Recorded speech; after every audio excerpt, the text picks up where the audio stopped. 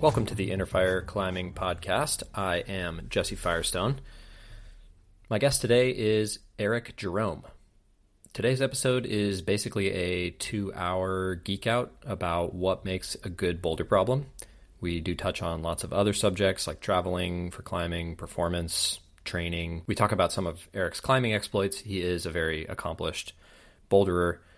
But the majority of the conversation is a deep dive on the individual facets of what make a great boulder. Eric runs a website called Top 100. You can find that at top100.dev.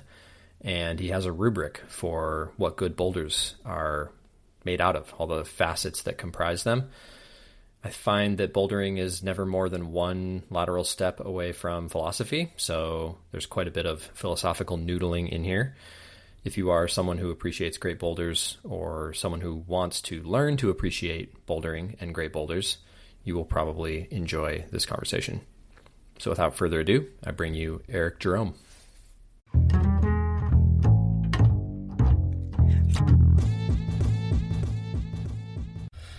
How's it out there? You still covered in ice and snow? Yeah, it dumped again last night, actually. Yesterday, it's kind of like cold enough that nothing's melting, so we aren't getting any dripping. So yesterday I was able to go climbing in a cave, and that was pretty fun. And then today, after this call, actually, I'm going to go shovel off a project and hopefully get to try it maybe tomorrow or Friday. Nice. I like it when it's cold enough out that things ice over and don't drip, and it's worth the effort of shoveling. But yeah, as soon as it's 38 degrees and your project is just hosed, it's less fun. Sure. Yeah, we've got a ton of ice, and so I'm hoping that with this boulder I'll be able to just peel the layer of ice off the bottom and take it all with it. But if that's not the case, my friend Jeremy has been going and hiking out boiling water and then pouring the boiling water on the ice and then taking towels and drying it, and so I might come prepared in case I need to do that. Hiking out boiling water, I haven't heard of that tactic yet. Yeah, it's pretty funny. It's new to me as well. Yeah. How much do you will you push through and climb when it's 6 degrees outside? Do you just climb outside? I don't know if I could do 6 degrees. Yesterday was pretty cold, and well, it actually wasn't that cold, but I was climbing on long boulders, so it got really numb. Yeah. I feel in the 20s I can do if I'm really desperate and I have a heater, but any colder than that, I feel my hands start getting all clammy, and I can't move them effectively enough to make it worthwhile. I'd rather just travel if I can. This past weekend, I went to Chattanooga because it was really cold here, and it was perfect down there. So nice. Maybe going to Chattanooga. We have tickets and stuff, but some things came up that may interrupt it. But I'm really excited to potentially go because it seems incredible. So first time. Seems like you've kind of been most places. I've been around for sure. I haven't been everywhere. I've never been to Bishop still, but yeah, I don't know. It's in winter, I'd rather go to the Southeast or Red Rock if I'm going to be on that side of the country, but I haven't been, so I'd like to go at some point for sure. Yeah. And I've never been to Squamish. Yeah. Oh, wow. Okay. Is the Top 100 so America or North America? I've just had it as the United States for now. Okay. Okay. But eventually it'd be cool to expand it to be global. But I would definitely need the assistance of some locals, from each country and everything. I do feel Squamish would have quite a few of the top 100 in North America, so it's definitely worth definitely worth exploring. For sure. Cool. Do you feel you've been able to? You're still challenging yourself through the winter, getting out and climbing in icy caves and stuff? You stay pretty motivated? Yeah, I'm super psyched, and I'm coming back from an injury right now, so I'm each session feeling a little bit better and very, very motivated to be coming back. It feels good. Nice. Yeah. Finger injury? Yeah, a pointer finger A2 issue. Oh, dang. So, that's annoying.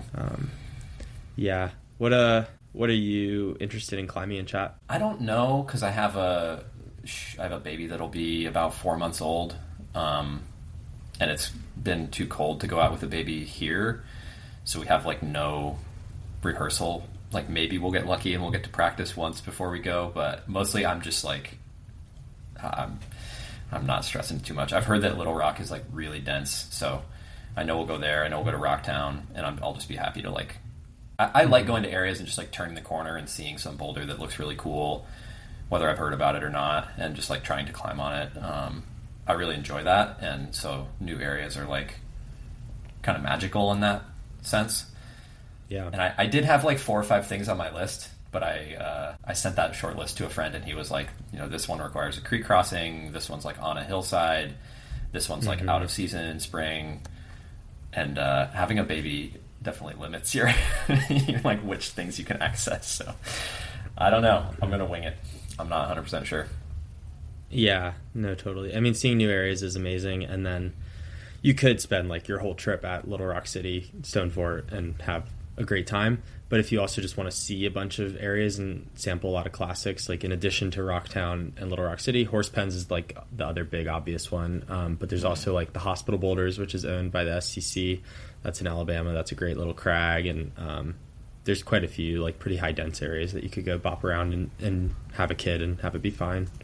Yeah. Like Zond, I think I heard is really good too. Is that near there also? Yeah. It is, yeah.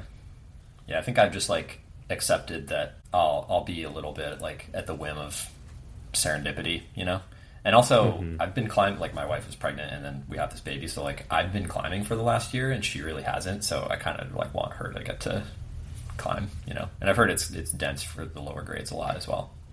Oh yeah, it's like the best place to go climb V2 or V3. It's awesome, so she'll have a good time for sure. Amazing. Have you been to Font? Yeah, I've been for 2 short visits. Cool. Yeah, that was kind of our first choice. We just couldn't quite get the passport figured out. Like you have to get a passport for your baby, which is really bizarre because by the time you take a picture of them and get it sent in and sent back, they don't look like that anymore. Right. We just couldn't get it sorted out in time. But yeah, it's kind of a similar vibe, like rock and stuff, I've heard. Yeah, similar. Yeah, a little different, but it's they're both great venues for kids, I think, for sure. Gotcha. Cool. Yeah, so cruised down to Chattanooga because the weather was better down there. But you kind of moved to the new because there was like ample stuff to do. That was like part of the goal, right? And lots of development potential and lots of like hard projects and stuff for you to work on. Yeah, pretty much. That was the main reason. It's also kind of like where I grew up climbing, so I'm nostalgic and have a lot of friends and community here. It's close to my family. Cool. My parents are in Maryland. My sister's in Charlotte, North Carolina, so it's kind of equidistant there. And after like a decade of just like neglecting to go on any family trips or travel to see my family because I was busy rock climbing, I feel like I owe them some proximity at least. But yeah, the bouldering's awesome. There's a ton of potential in the harder grades for sure. And yeah, it's just kind of the right fit for me. Gotcha. Cool. Do you sport climb at all? I have ambitions to be someone who sport climbs. I did a little I did a little stint when I first moved out here for like a few weeks, but I do split my year up right now. My girlfriend who's in the background, I met her in Colorado, and so we kind of spend half the year in Colorado more or less. So like this summer I'll be out in Colorado. Last summer I was in Colorado. So the time that I would normally be sport climbing here, if I were living in the new full time, I'm just bouldering in the Alpine instead.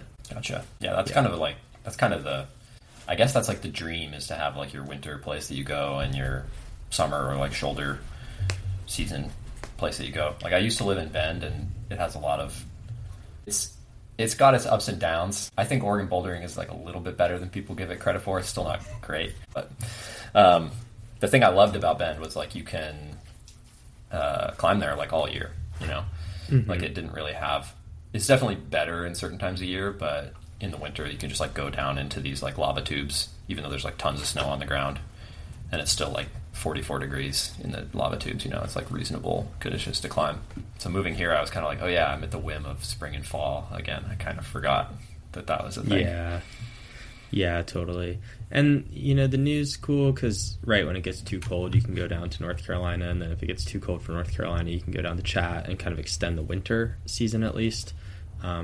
Or like Asheville, I checked out a few weeks ago, and that was a cool spot. And there you kind of have like the benefit of both the new and Chattanooga being equidistant, and that's like a pretty good spot to be, I think, too. Yeah.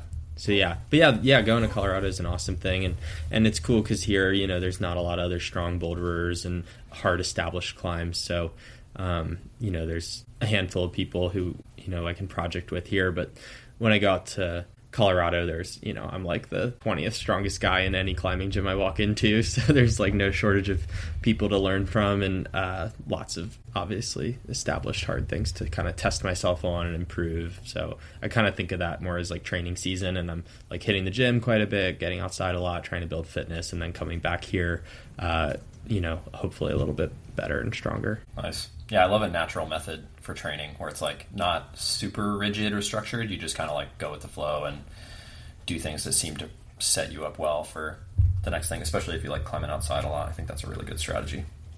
Yeah, I mean, like I do work with a coach, and like I do have some amount of structure in my plan, but I just kind of love climbing outside too much, and like logging the days and like logging just a lot of experiences outside is like what I love to do. So I'm sure I'd get a lot stronger if I just spent like 3 or 4 months of the year straight on the tension board and getting like really freaky gym strong, but I just like am unable to compromise. So what I've been doing recently is like I'll go out and project something in the morning for a few hours before work, and then like do my power endurance workout or whatever in the evening, or my lifting in the evening and things like that, to try and kind of both be training and working towards something, but also getting time on rock. Cool. That's awesome. I didn't really think we were going to talk about training at all, but I guess it makes sense that you take your training pretty seriously.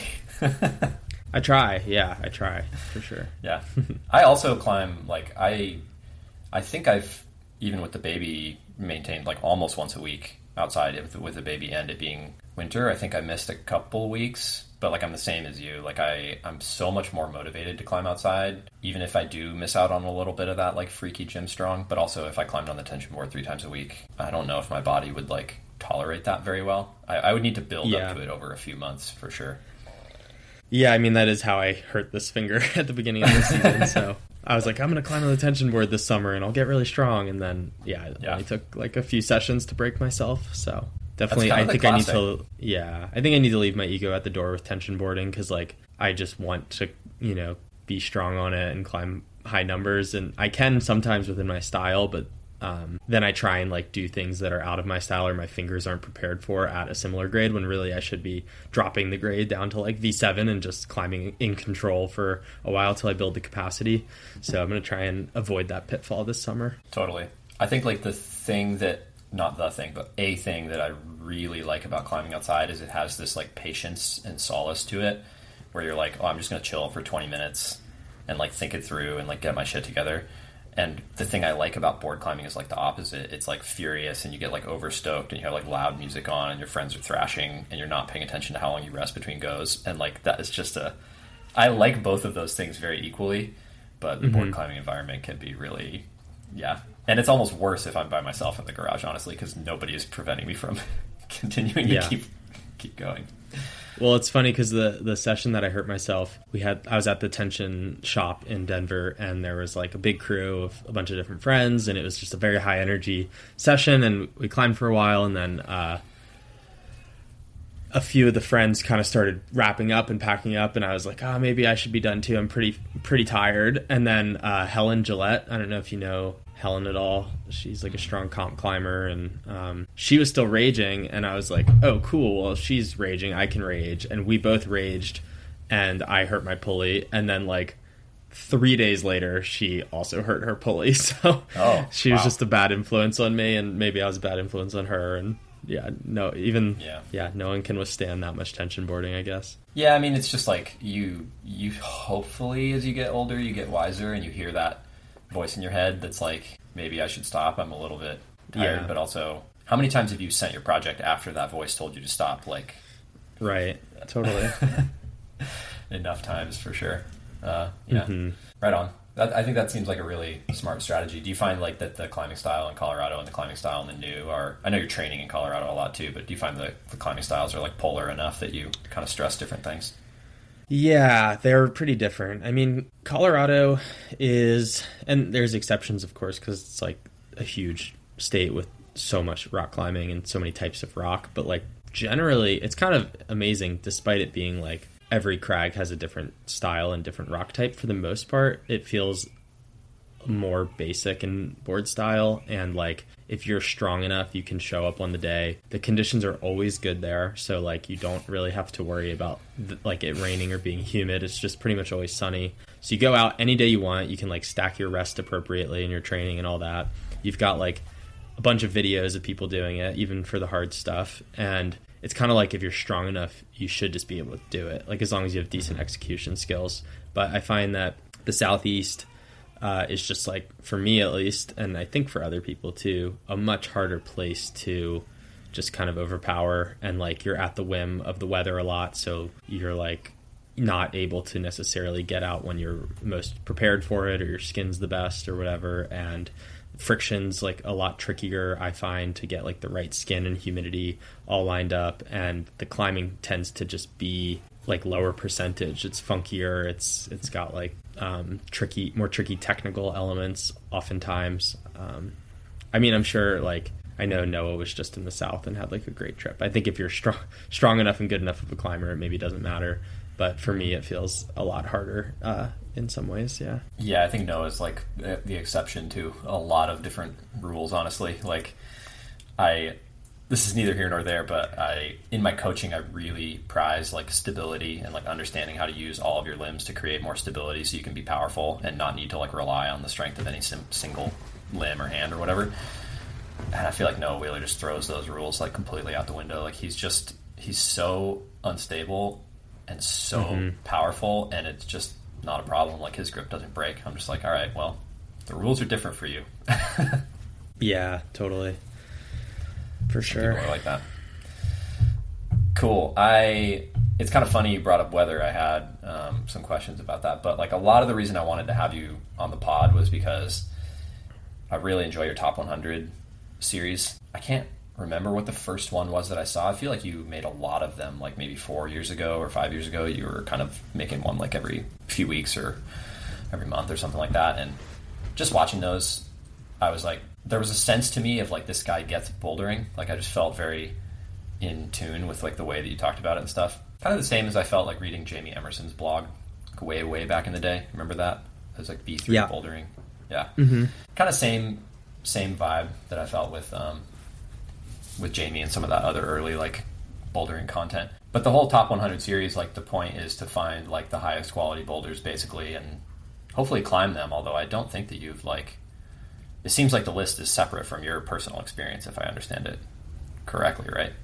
I mean, I do want to climb as many of them as possible, but for sure some are more meaningful to me than others. And as I'm like getting older and more stuff's getting put up, I find that I'm just more attached to things that I have personal history with. Not necessarily even something that I've tried before, but just like, you know, climbs that were already established when I started climbing, or I'd seen, you know, a photo or a video that really inspired me about those. I'm like a little less motivated towards the newer developed stuff. But yeah, I mean, I'd love to do as many of them as I can in my lifetime. And it's kind of like a rough guiding light for where I go and what I'm motivated on, at least when traveling and things. Yeah.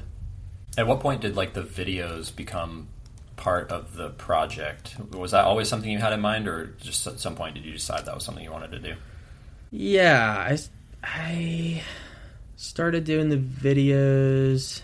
I think I was just kind of like maybe fresh out of college and didn't really have a career lined up yet, and I was like, well, what's something that I can potentially like use to travel? And I mean, at the time I was like, oh, it'd be cool to pursue more climbing sponsorship, and like people really liked the top 100 stuff that I'd done, like some stuff just on Instagram in my stories, like asking people their opinions on various boulders or qualities and things, and people seemed to really respond well to it, and I really feel passionate about it. So I kind of was like, oh, maybe I'll invest into this, and then like could just kind of make that my thing and, you know, get paid enough to travel the world and go see all the best boulders. And that still like would be amazing, and could be something that I mean, yeah, if I were to like lose my job or something, I'd probably just go travel and try and do that again.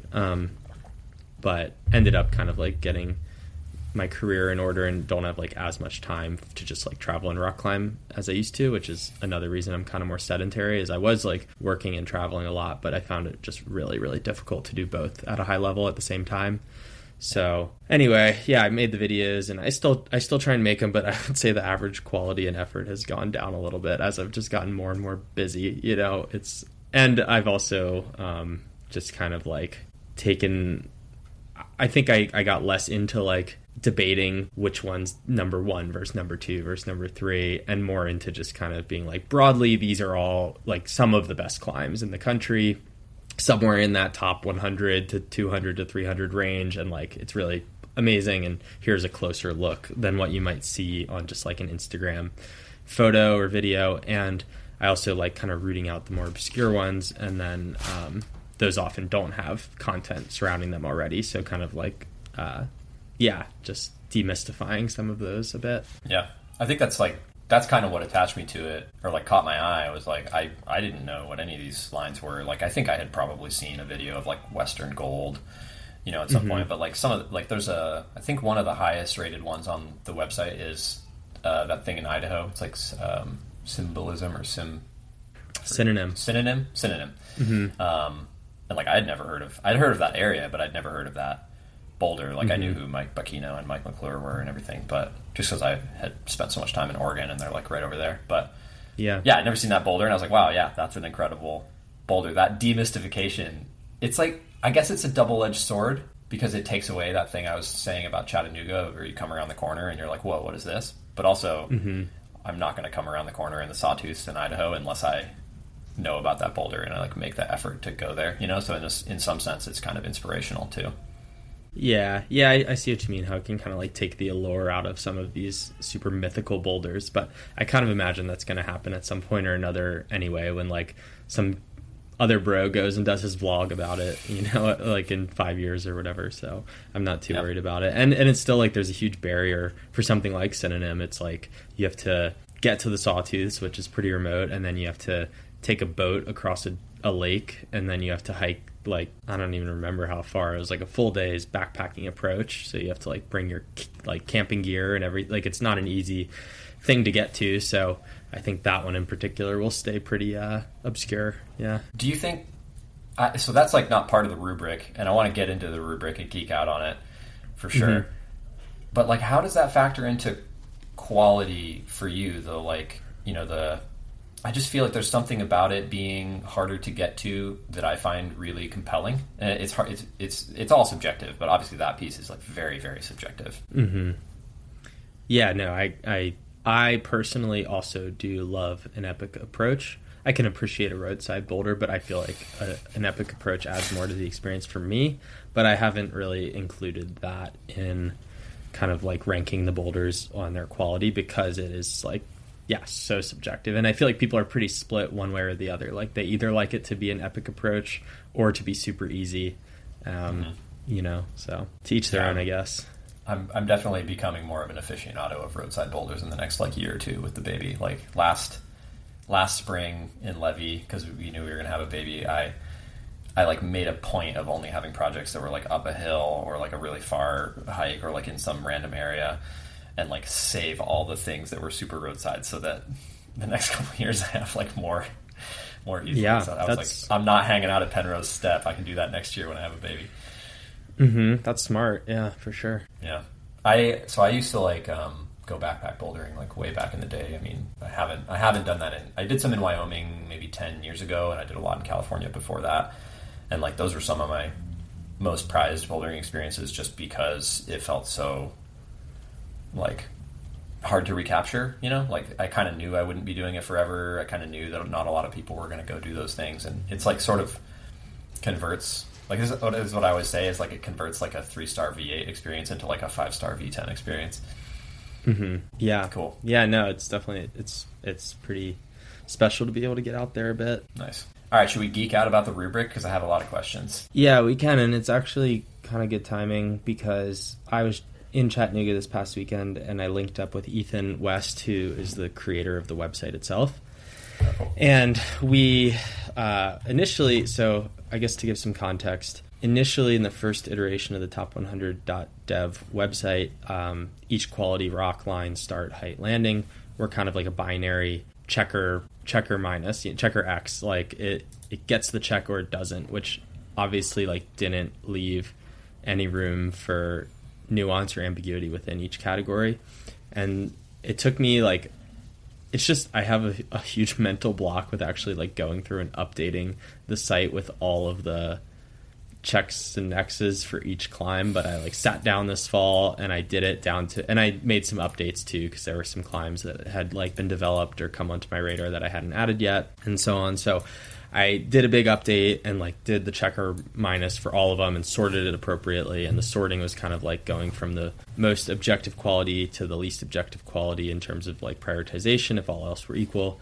And using that like binary yes or no for each quality shifted things around on the list a lot from what it had been before that, when it was like completely kind of up to opinion. Then the idea came, okay, we'll do this rubric, like a 1 to 5 or a 1 to 10 rubric for each subcategory that kind of outlines with more specificity what makes the rock good or bad. And the idea being that any person could look at this rubric and compare it to the boulder in front of them and get a score in place, and that it would tell a better story. So Ethan updated the website. We did like a 1 to 5 rubric for, and that's kind of like on there now that you can peruse. But we met up this weekend with the intention of going through and actually scoring each of the climbs, just like the manual effort of going climb by climb and saying how good's the rock, how good's the line, which is a monumental effort. And it ended up that we kind of went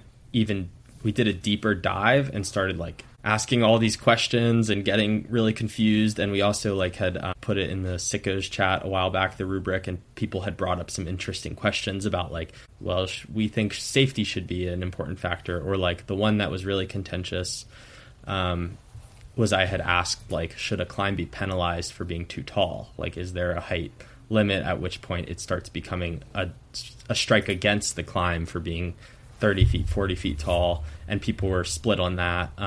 So it like brought up all these questions for how we actually do this rubric. And then we ended up kind of like almost nixing the idea entirely to do something completely different, which is what we outlined into the spreadsheet, which was, the problem was with the initial rubric I'd created was that it was kind of like a linear thing, meaning like the best had all of the all these like sub qualities. And then as you went, from best to worst, it would be kind of stacked in order of importance. Like the most important things would still be represented, and the lesser important things would be worse. And I'm realizing I'm probably not articulating this very well, but anyway, so you're talking about like weighting the different categories so that some things are more important than others. Yeah, and like subcategories within the categories, which is why it's hard, because it's like, well, so then we were like kind of getting into the weeds, and I built it into a spreadsheet to try and kind of disentangle all these conflicting ideas that we had. And so now what we're working with, and I sent over to that group chat as well to try and like get some feedback on, is I've broken down each category into its like most logical subcategories. So I don't know if it's worth sharing my screen or not, since this is a podcast, but like rock, for instance, like rock quality, I broke down into 3 subcategories: the comfortability of the rock quality, the integrity of it, meaning like, has it broken before, will it break again, those sorts of things, and then the alteration or natural state of it, like has it been chipped or glued, basically. That makes sense. And those are the 3 subcategories that kind of stuck out to me. I like, part of the feedback I'm looking for is like, are there things that I'm missing or not thinking of? I guess like longevity could maybe be included in integrity, or like be in addition to, in terms of like, is the rock going to polish over time, things like that. That's like a whole nother can of worm, is like, do you judge a climb based on its current state, its past state, like for things in, Atlas Shrugged and Red Rock, which is completely rubbery now and slippery, like does that make it worse or better? So like the difficult part, and the part that makes it so challenging, is that for every like subcategory of a category, you can get into the weeds about like how to distinguish or how to rank and what counts and what doesn't. That's kind of what I thought you were originally going to, is like so right now, just so I'll back up a little bit and explain. There's 5 categories, and your categories are rock, line, start, height, and landing. And for each of those 5, you can get 1 to 5 points. So like theoretically, a perfect boulder would have 25 points. Where I thought you were going was like people would be able to weight which of those things was most important to them, and then boulders would like float to the top of the list depending on which things they found the most interesting. But even saying like the kind of, you said comfort of the holds, or you could say even like the coolness of the holds, like that's always something that I find really, really compelling, is like if a problem has, like the coolest thing is when problems have all named holds. Like it's just such an infamous problem that you can say like the football and everybody knows exactly what hold on what problem you're talking about. I just think that there's something really neat about that, whether full service is like a 10 start line or not. But like, does that fall under rock or does that fall under line? It's like kind of some of both, right? Because there is some aesthetic appeal to the holds themselves too. Yeah, no, totally. Yeah, that's like a great example of like the difficulty of breaking it down into any sort of objective sense. And so I don't know if like we're gonna for sure go this route or not, but I liked the way I broke it down into these like subcategories for each was that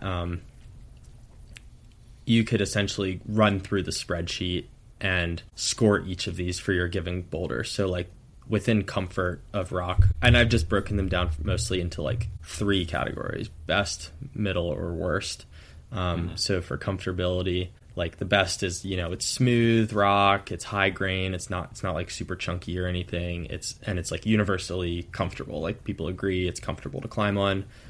Middle quality is like 1 or 2 sharp or uncomfortable holds, that kind of realm. And then the worst would be like more than 2 sharp or uncomfortable holds, or very jagged rock, something like that.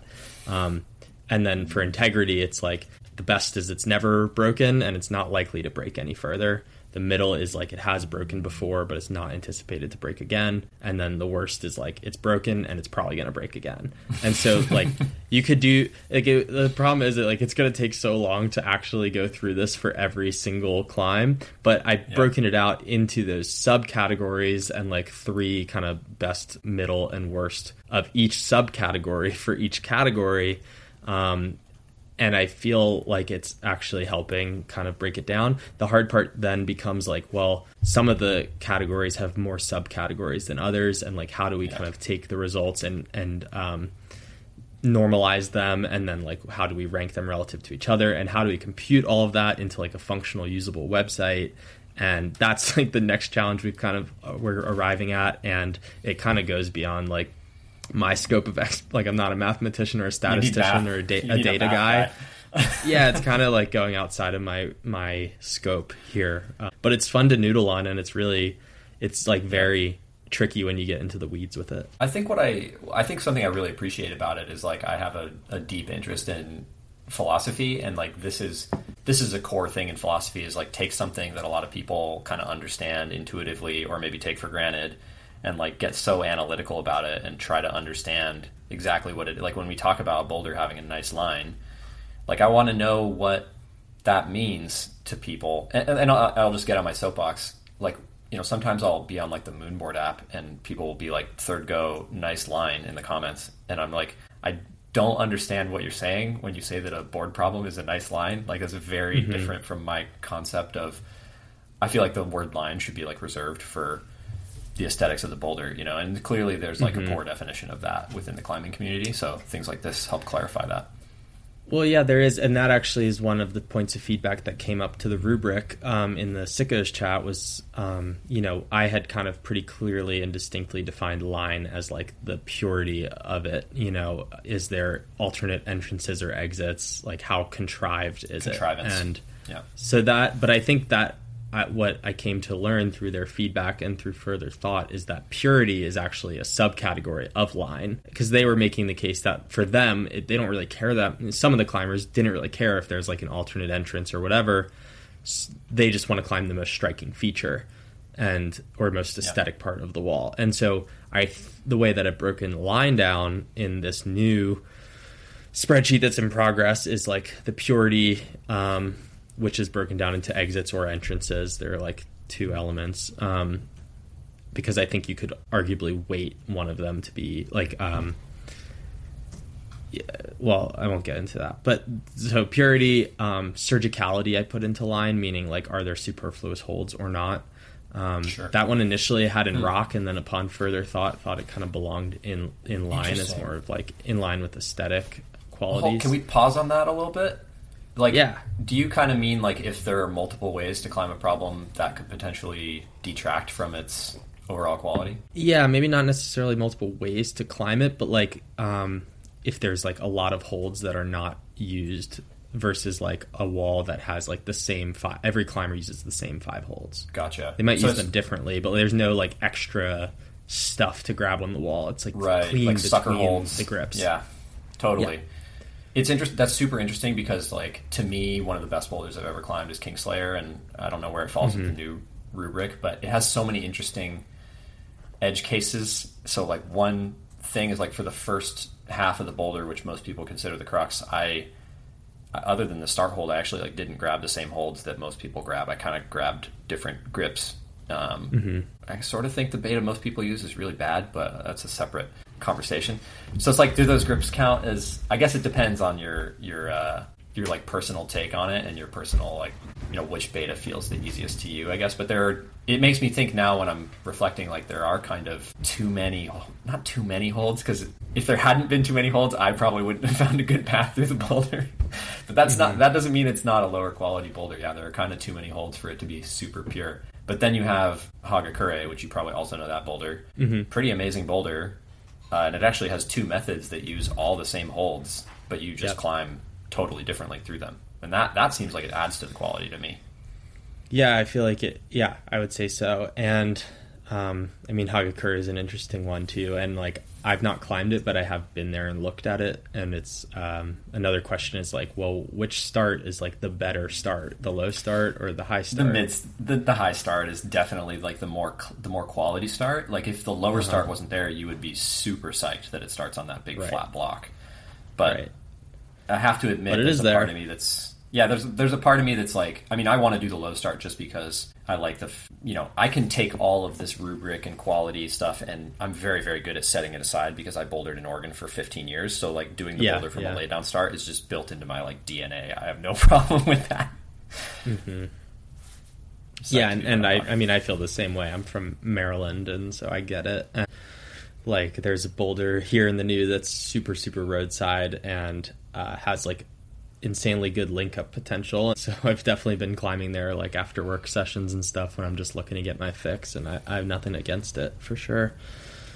But then other things in line are aesthetics, which that was like a difficult one because I've never included it in any like top 100 sort of ranking stuff before because it just felt too subjective. But I think it's actually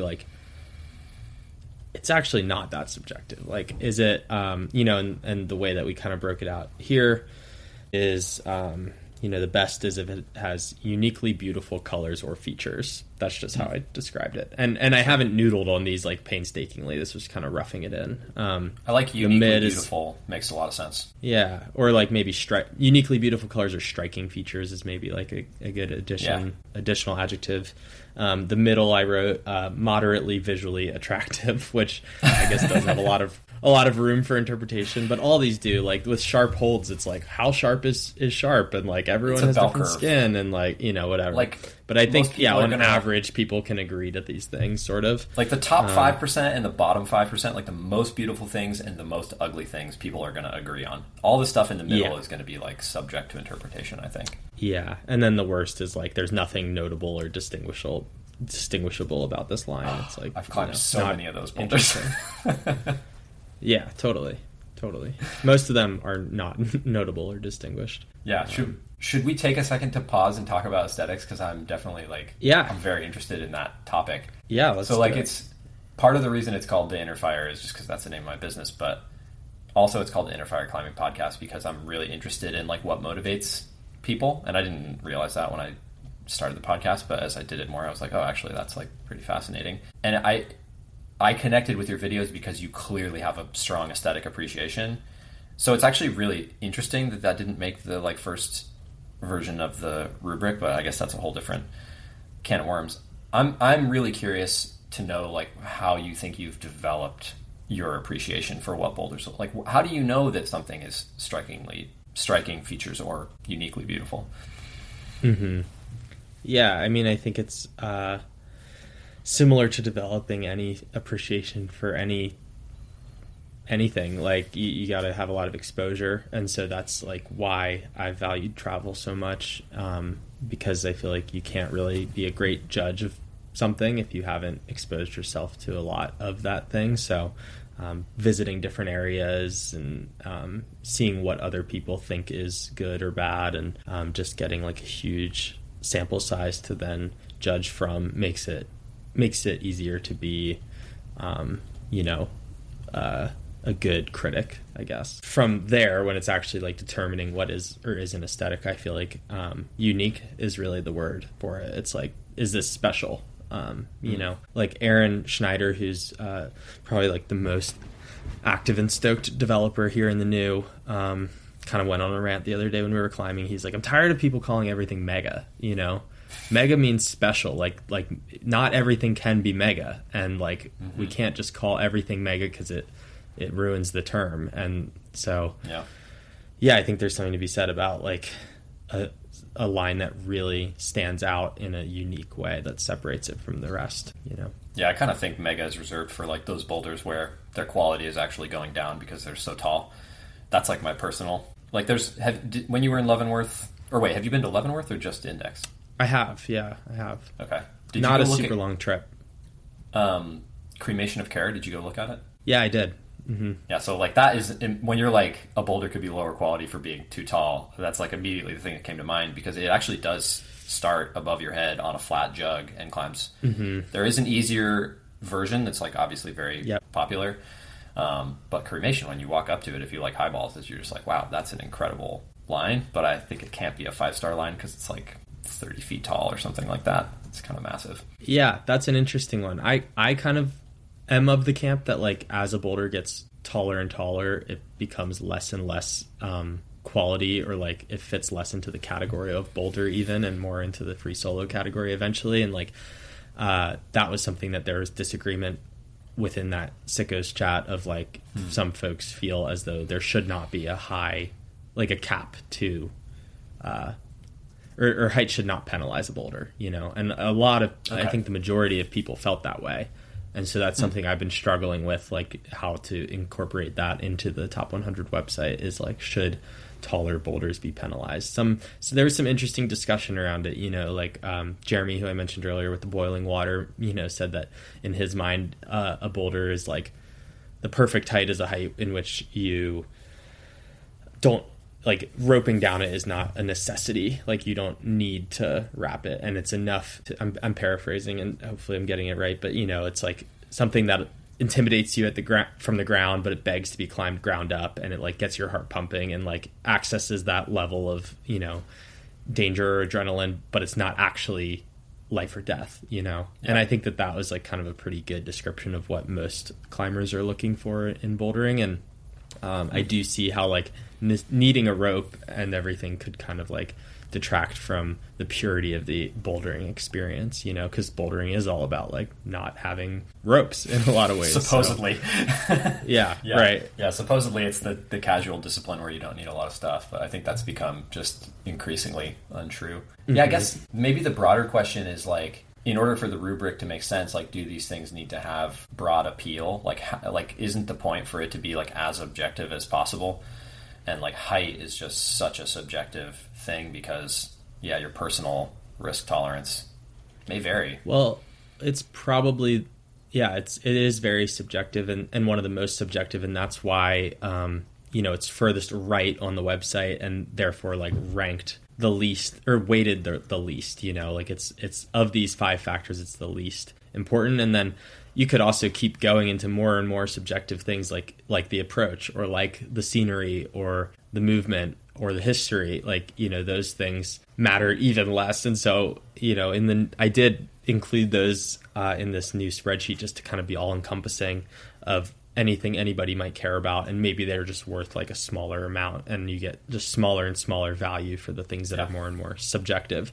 But I did do a poll in the Sickos group of like, you know, what is the perfect boulder height, in kind of outlined like in 12 to 15, 15 to 18, 18 to whatever. And I think it was like a pretty strong majority, like 68% or something, all agreed like 15 to 18 feet is kind of the ideal. So I do think you can get somewhat of a consensus around that and build the like rubric around what most climbers would say is like the perfect height. I think that makes sense. Yeah, I I always just call them like regular size boulders. Like I like a regular size boulder. I'm into highballing too. I like to do it sometimes, but I don't want every boulder I do to be a highball, because I would just climb 1/3 as many boulders, and I like climbing, so I like regular size boulders. I have a random question. Do you think, I always like to ask this of developers, do you think things are more beautiful when they're chalked up? Because like obviously with Atlas, I know exactly what you mean with the boot rubber, and it's like I think things start to look pretty gnarly over the years. Yeah. I mean, I do love putting chalk on undeveloped boulders because it like brings it to life in a really special way. But the contrast. But I also love seeing like a developer's photo of the Mega Classic thing before it had any chalk on it. And I think, so I like both, I guess. I'm not sure which one's prettier. I think something that like kind of surprised me, I wonder what you'll think about this, but I've climbed at Smith Rock for a really long time, like 20 years, and I had obviously no aesthetic understanding of climbing when I first started climbing there. It was just like I would just start from the ground and magically find there were holds and an anchor and stuff as I climbed upwards. I didn't even like look at the roots really when I started. But like the more I climbed there and then eventually like lived in Bend for years, I started to like gain an appreciation for the panels, even though I'm like way more into like arretes and compression and like lines of holds on a steep wall. I find much more aesthetic, but I kind of developed this appreciation for the panels just because they look so impossible from the ground. You know, it's like a totally different, like there is no obvious feature, you know what I mean? And if there wasn't chalk on it, it would seem like it was really, really difficult to climb. You know what I mean? Mm-hmm.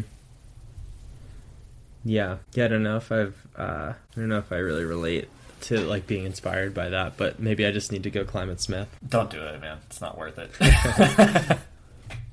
I actually think Smith is a very, very aesthetic place, but I don't actually find the climbing itself to be particularly aesthetic. It's just like the zone, the area itself. Does that way? That's not on the rubric anywhere, is it? Like position? No, it's not currently. I did like in this new spreadsheet added like a scenery category, which is like further to the right in terms of subjectivity to height, but maybe it's not that subjective. I mean, I broke it down into, the best is something that's a uniquely beautiful setting, like atop a mountain peak or beside a waterfall. Mid-range is a nice or average setting, like a forested environment or on like a desert hillside. And the worst is like an outright unpleasant setting, like next to a highway or in parking lot. Yeah. Yeah. The first V10 I ever climbed, I probably spent 25 days there, and it was about like 20 feet from a dumpster for a restaurant, like in a parking lot. So nice. Yeah. Literally amazing. Like a below ground boulder that had been like dug out of the ground. Yeah. Pretty classic. But that's how you break your limits. Stay close to the ground. Yeah.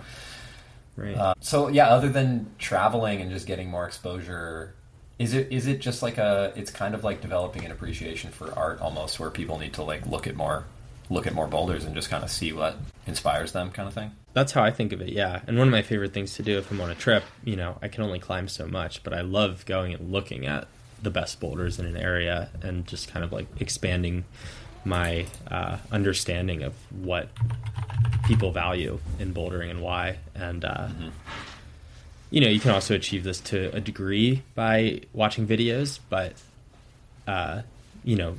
usually videos don't show all of the elements, and that's why like with the top 100 videos that I've made, and I could be better about this, like I should probably, if I want to do a really good video series, like get on the rope or the ladder and show every hold in detail. And usually I forget about that until I'm like Or I like send the boulder and then I'm like, oh, I guess I'll make a video real quick. And I like monologue for 5 minutes and like really shittily zoom into each hold from the ground as it's like getting dark. But the intention is to kind of like show the details of the landscape, the holds, the landing, you know, all the elements that are kind of in here, so that others can get that understanding without having to be there physically. Yeah, I love it, man. I mean, I think even standing on the ground and zooming in on the holds, like, this is not a dig at your video style, but I do feel like seeing you do that and realizing how psyched I was on it felt like it gave me permission to geek out in that way and like share that stuff with my audience too, because I just felt more like, oh yeah, this is something people are into.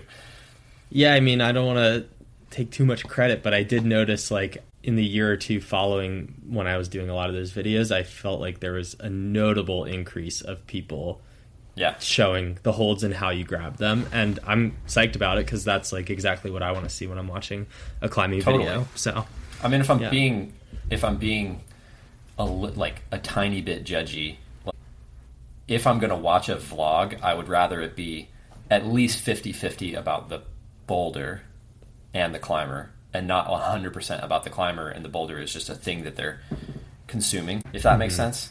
Like, so I think it's cool to make the boulder like the important thing in the video, to the point that like, because I have the same thing, like when I send the boulder, I'm kind of not that psyched to like talk about it usually, especially if there's like other people there, but I've hiked back to the boulder to talk about it later. Yeah, I mean, that's kind of the worst part is like at my heart, I like don't feel that comfortable as a content creator. It's not like something I super identify with. And so I just don't have like the, I'm not shameless enough to just like whip out the camera and start monologuing in front of other people. Like I feel incredibly uncomfortable doing that. So like recently I've just been like shamefully going around the corner and like crouching under a boulder and like doing my little thing and like pretending I'm not doing that. And you know, I feel comfortable doing it with like my best climbing buds who know me really well, but like I don't necessarily want to identify as like the vlogger, and I don't really want to like be like climbing with a new person for the first time and then like be vlogging for 10, like it's just not the experience that I think they want to have when they go out climbing. And it's like also not necessarily the experience I want to have either. So I'm definitely conflicted with that. And like, the production that it would take to actually like make a really good, like to make the type of quality video that like I imagine Top 100 could be, would require like a whole lot of element, like, you know, getting up on the ladder and filming the holds and like getting the lighting right and doing the interview. Like you could make it a really awesome series, but it's gonna like take a lot of time. It's gonna impact anyone else who's at the boulder, and like that's just, I don't know, I have a line that I'll draw, I guess, with like how much I'm willing to sacrifice my and others' experience for the content. And it'd be different if I were unemployed. Like if I were unemployed and I could spend all day out there making the content, that'd be different. But right now it's just kind of like something I do when I have a moment and like think about it, you know? So yeah, it's like something I've battled with coaching is like, I try really hard to make my real identity and my digital identity like as close together as I can. And like, as I've gotten more well-known, like if I go to Index or I go to Love North and I go climbing, like I'm going to get recognized every day now, pretty much, which I'm fine with. But I just want those people, I want to be the same person for those people both ways. I don't want them to like meet me and be like, whoa, that guy's like totally different than I thought. But I've definitely learned over time, your real identity and your digital identity really can't be the same person, just because of that exact thing where it's like your real identity doesn't want to be monologuing at the boulder. And that's probably correct. That's probably the right attitude. That's probably like the right take, you know what I mean? And so there's like a necessary difference between those two parts of yourself.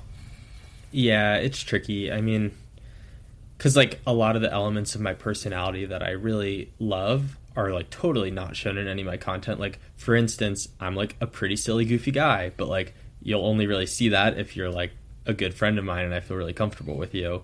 And on the one hand, I like that that's not an element, but then I also think everyone who has like a parasocial relationship with me through my Instagram or my social media probably just thinks I'm like super serious and like am not a funny person, but I'm like, I love being silly, you know. It's just not like, it's hard for me to like, it's also like so hard to like convey. It's like you have to convey something like humor totally differently through like a YouTube video, and it's like a whole lot more of a production or like just a different skill set. So it's the same as the boulders, the boulder aesthetics. It's like, even if you do watch a 20-minute video that zooms in on all the holds and talks about all of them, it is different to stand under the boulder. You're going to see something different and learn something different about it, and it's totally the same with a person. At the end of the day, a video is two-dimensional, so it's not fair to... Have you seen there's like two that stick out in my mind. There's a Patagonia, it might be a series actually, but I know they did a video for the Dark Side where it showed all the holds and kind of like talked through. I think it was Katie Lamb maybe climbing it, but they like showed all and I was like, this almost feels like a high production value version of a top 100 kind of. Yeah, I think I did watch that video, and it was great. Yeah, I mean, in a perfect world, like, someone would be paying me to go climb really good boulders, and they would send a film crew to do all the work for me, and then I could just like do the interview back at the crib or something. Like, that would be best case scenario, but working within reality, you know, we get our shaky cam zoom in from the ground, and that's just where we're at. yeah This is so like I climbed Haga a few weeks ago, and the day I did it, there were 20, like at some point I counted, and there were 20 people at the boulder. And so I'm definitely not doing any vlogging or like content creating or anything. I'm just like focused on trying to climb and stay out of everybody's way and not like take up more space at the boulder than is like, you know, fair for me to take up or whatever. But it kind of made me think, and you sort of alluded to this a little bit with the new spreadsheet rubric. It made me think, like, is there room for these to change kind of over time? Like, the boot rubber is one thing, but then also I feel like if something's demystified and you find out about it and you travel to it, that's kind of sick. But if something is like so well known and so popular that there's like 500 beta videos of every conceivable option and there's just always 20 people at the boulder, it kind of starts to, well, obviously that's an extreme example, but like it starts to be lower quality kind of, doesn't it? I don't know. I feel like as long as the boulder itself is not changing, like by breaking or polishing, I feel like it's the same. All else is equal, you know. It's just, I don't think that it could definitely impact like my willingness to go there. Like, I don't think I ever want to go to Black Velvet again. You know, I'm lucky that I got to do the big three at a time when it was just crowded enough to have plenty of pads, but not so crowded that you have to like deal with the swarms of media and like fanboys. I haven't actually been there in years, but I've heard it's like kind of crazy. So yeah, I mean, could definitely impact like, yeah. I just remember being at Wet Dream and climbing on it in like 2012 or something, when I was definitely not strong enough to do it, and like Sleepwalker and Squoze had been like ticked up, and my friend was like, oh yeah, Dave Graham was here and he like ticked all these things, and I was like, that's never going to be a boulder. But now in every Sleepwalker video you can see that there's like a lot of people at that zone for sure. Yeah, so I mean, that's unfortunate that happens, and I think it's kind of inevitable as climbing grows. I do think like there's something to be said about like I'm pretty anti gatekeeping, and I think like the more like there's a lot of good boulders out there. There's like too many good boulders in Western Washington to have 20 people at Hagakure. You know what I mean?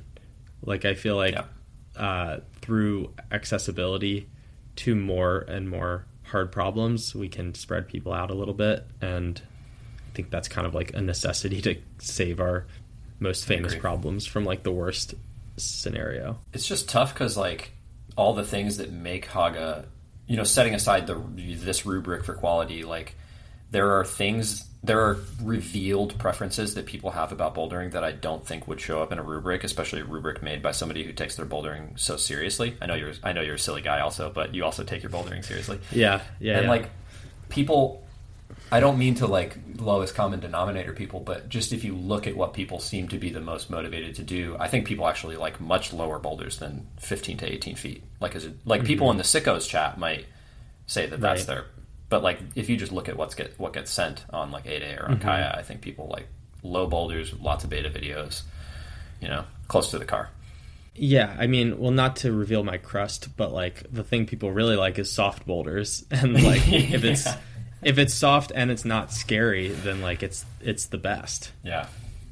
Totally. So that's what people are going to climb. I don't know how to quantify this. I'm very pro beta video. Like I've been putting beta videos on the internet since like 2010 or something, or 2009 maybe. But like there is something that happens when a boulder gets climbed a lot of times in a season and becomes problem of the month or problem of the week or whatever, where like every little nuance of the beta gets discovered, and you go from like it's this problem that people have to scrap together and figure out to like you show up to the boulder armed with all the possible options that could suit you.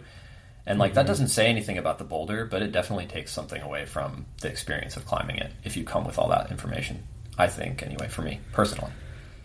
Yeah, I mean, it changes the experience for sure. But, like there's a boulder in Joe's called Lust that kind of experienced that. It was like a Kyle O'Mara problem, like a classic Kyle, like super pretty, tall, scary, all the things. And I had tried it one day years ago with Bryce Viola and Brian Nugent, and we all were like dumbfounded. We were like, this doesn't go. Something must have broken. It's like, we don't get it. Later called Kyle on the phone, and he was like, nope, that's it. Sounds exactly the same. I just did it. And we were dumbfounded. And then like years later, Nathaniel Coleman and Charlie Barron went and like figured it out and did it and posted a video. And then the floodgates were open, and it did become like the problem of the season. But I was really glad that I could go back and actually do it. Like it was awesome, and it was a great experience still for me to be able to do it with a big crew.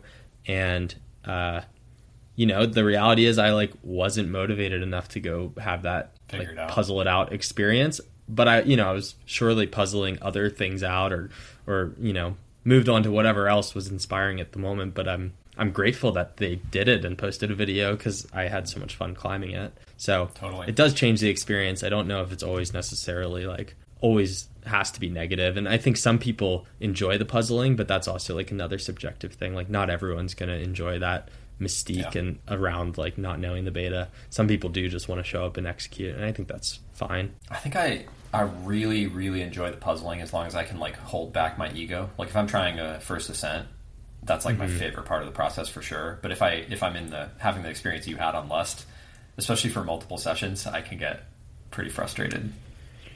Yeah, totally. Because like if you're doing a first ascent, at least you get the extra little badge of honor that it's a first ascent, and it's like okay that it took 5 days because you did have to figure it out. But when someone else has done it already, you don't get any of the brownie points. It's a self-comparison thing. Like I have been trying these boulders that are on the east side of the mountains here, not very well known area, kind of weird, like to get to, just off the beaten path, and like there's basically 2 hard boulders on either side of this feature.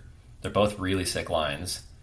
One of them I had a video for, climbed it in a few sessions, was really like happy with that. It's quite a hard boulder, but I did almost exactly the same beta as the first ascent. And the other side of the boulder, I actually thought it was the easier line. Same guy did the first ascent. I just don't have a video of it, and I've been back there a few days, and there's like moves I can't do, and I'm like, this is really highlighting for me just how different these 2 experiences are. Yeah, still fun, totally. Just really challenging, really challenging for sure. All right, aesthetics. I'm curious, because you're someone who also does a lot of first ascents, develops a lot of boulders. I'm just curious to hear your take on landings. Like, how minimal do you think they should be? Do you kind of like, are you hoping that the boulder's just going to have a perfect landing with no editing? Yeah, I mean, I think that's best case scenario. It's like it's natural and it's awesome, but it never happens. No, it totally happens. And that's why they're so rare and special, though. Because it is not common. So the criteria, the sub-criteria that I broke landing into, which I feel like are pretty comprehensive, are flatness, extremely flat, somewhat angled or very angled. Hazards, so no hazards whatsoever, minor hazards or hazardous landings. So that's like anything from jagged rock, root system. I guess I don't know exactly where to put tiers and things like ice landings when it's like perfect when it's icy and impossible when it's not. Those are kind of like weird exceptions. Exactly. Yeah, that came up today. Ethan was thinking about going to try Wrinkle and asked about it.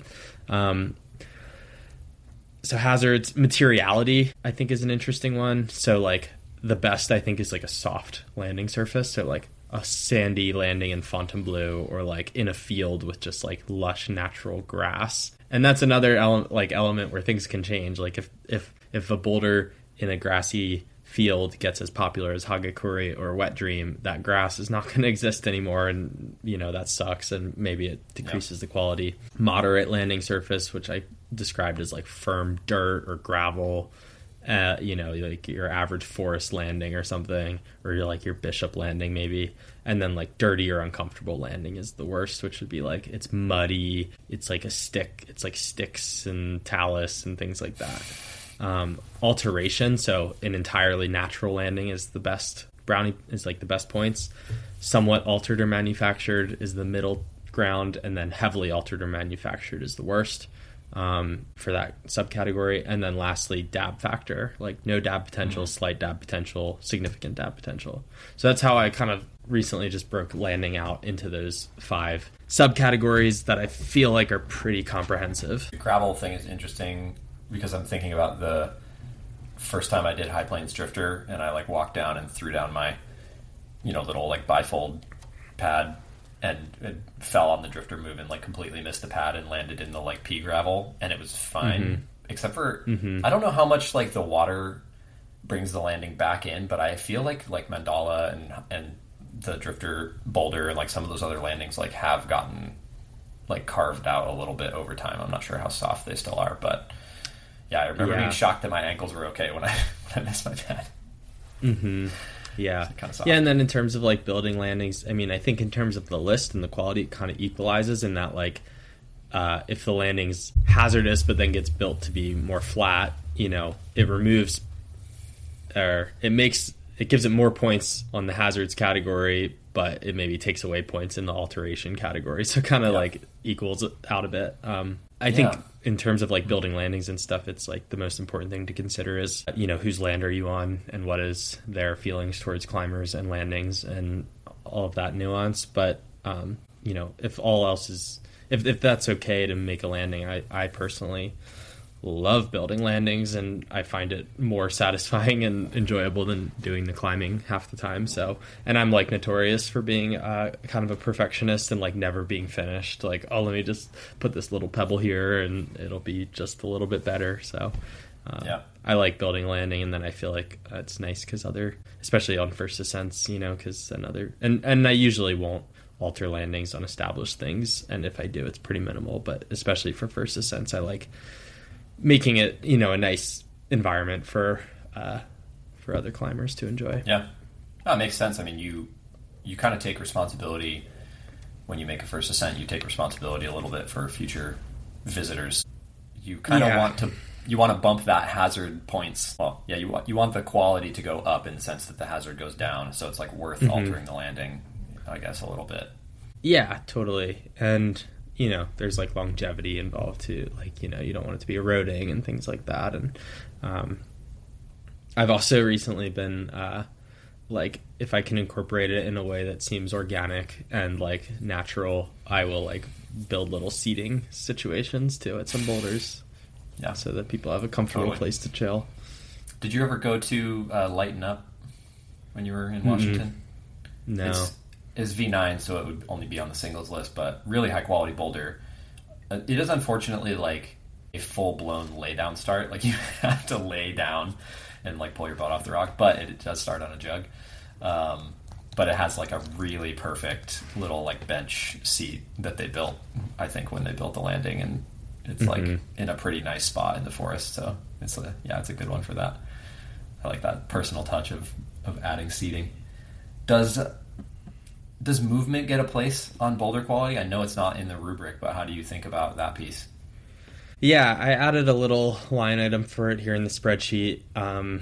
It is like one of the most subjective things, but I think it's like, when we started rabbit holing Ethan and I this weekend, I kind of just felt like, if we're going to do this, we might as well do it right and like go deep and incorporate all the things. And lots of people do care about that. So I feel like it should count, but it should just be like worth less or weighted less heavily than the more objective things, and follow that schema of like the most objective things are more important and the more subjective things are least important.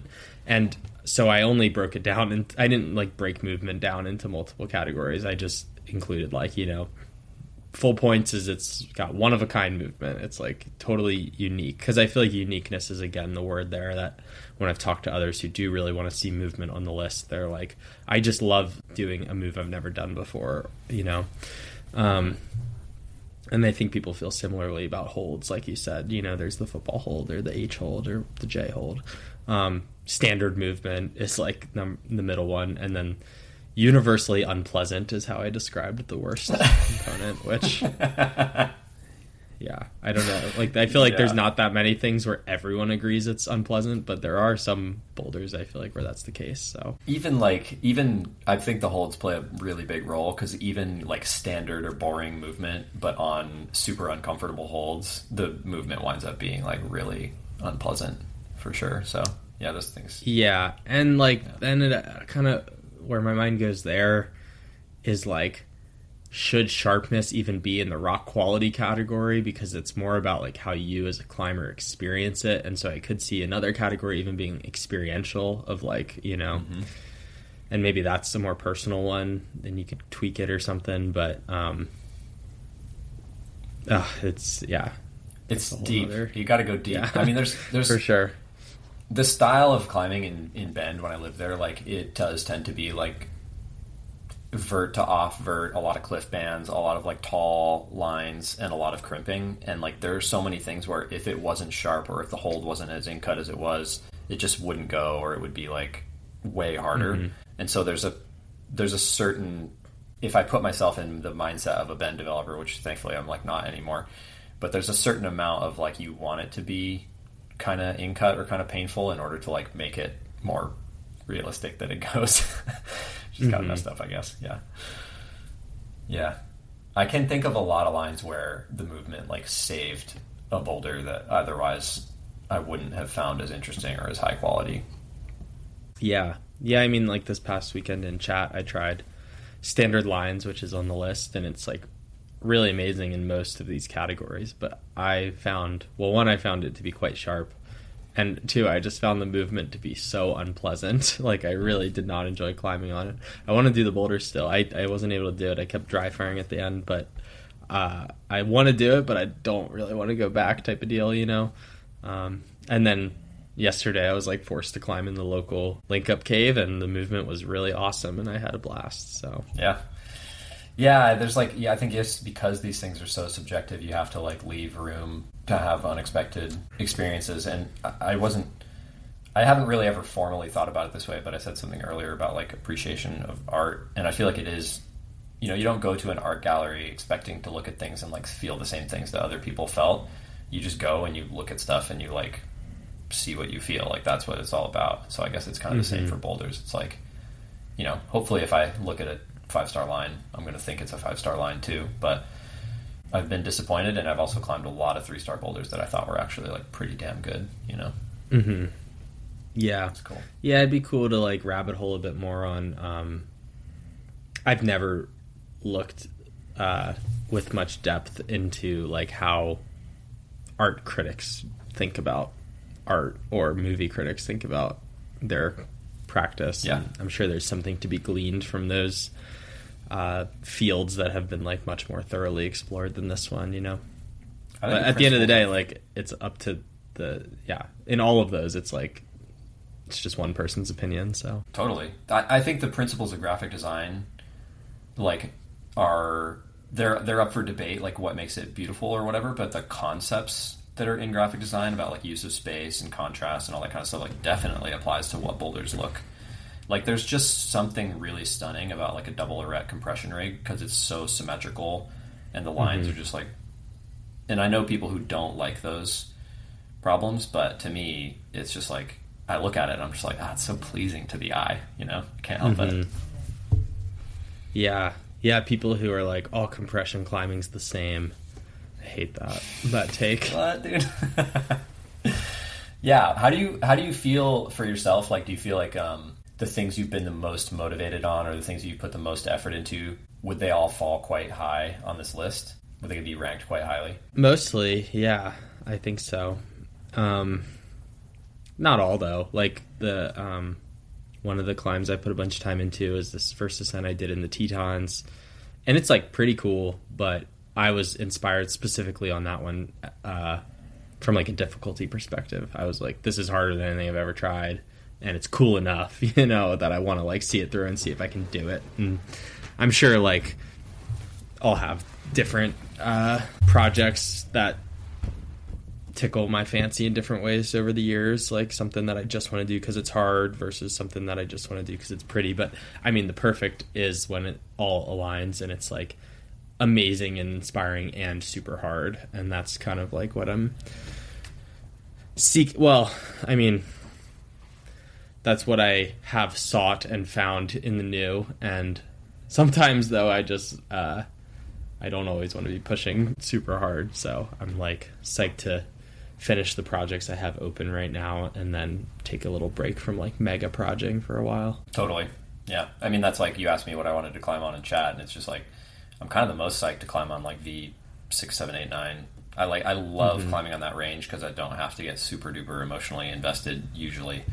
Maybe in Chattanooga I will. I haven't experienced the grades there yet, so I'm not totally sure. No, you'll be fine, especially at like Little Rocks. I feel like people always talk about the Southeast being sandbagged, but it's not that bad. And V6 to 9 is like, you'll have so much fun at those areas. Yeah. Yeah, I mean, like, there's room for like different ways of experiencing things for sure. Yeah, difficulty doesn't factor into the rubric at all. So you kind of just arbitrarily decided that like double digit was the cutoff kind of.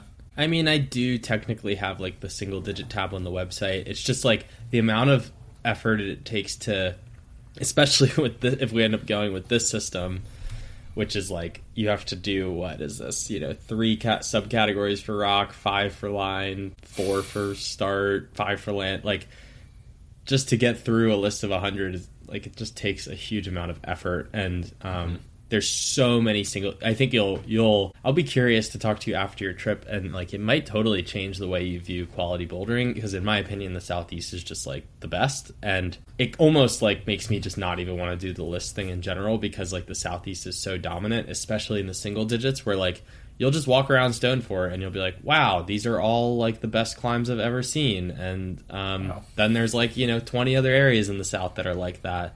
The drawback is like the weather's a lot less consistent and the grades are maybe harder and whatever else. But like here, I go exploring here in the new and I'm like, wow, that's like the sickest V4 ever. And like, there's just so many that check all these boxes consistently that it almost is like, I mean, it's an overwhelming amount, and to actually like categorize and parse them all out would be kind of an impossible task. But with double digits, there's just like a lot less of them, so it becomes much easier. And I like climbing hard boulders, like, personally, so yeah.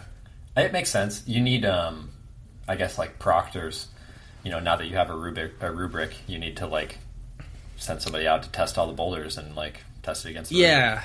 You could totally, like, I think that's the idea with like the rubric, is that you could more easily crowdsource it. And I like don't necessarily like being the arbiter of quality or whatever, and like I don't see myself as like the the guy with the right answer all the time. But I do think that if we could get something like this rubric into like a widely agreeable format, like where no one can really argue about the subcategories, and like it's just widely agreed upon that like, yes, these are kind of like the 3 things you could break rock down into, then anyone could hit up, and we need to figure out how to build it into the website, which is like another huge undertaking, and who knows, maybe we'll end up just like doing some spreadsheet math and making it like a publicly accessible spreadsheet. But like, the idea would be anyone can kind of go in and fill out the categories for their individual problem at hand, and get the ranking. And on the Top 100 website currently, anyone can make a list. So, like, I would encourage anyone listening who's interested to go and, like, toy around and make their own list. And it doesn't have to be the best in the country. It could be, like, the best in your local crag or, you know, something like that. And you can kind of use the tool however you'd like.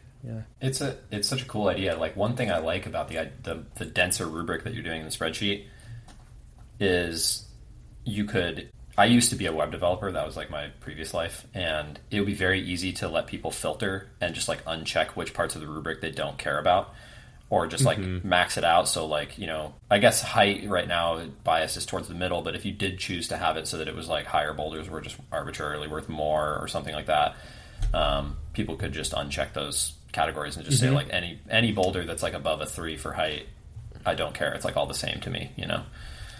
Yes, totally. And I believe in the current iteration you can like sort of filter by one or the other maybe. Or maybe since the update you can't do that, I'm not sure. But totally, like that's... Yeah, you know, ideally it's like a useful functional tool for people who are planning a trip, and they can tweak it however they please. Yeah.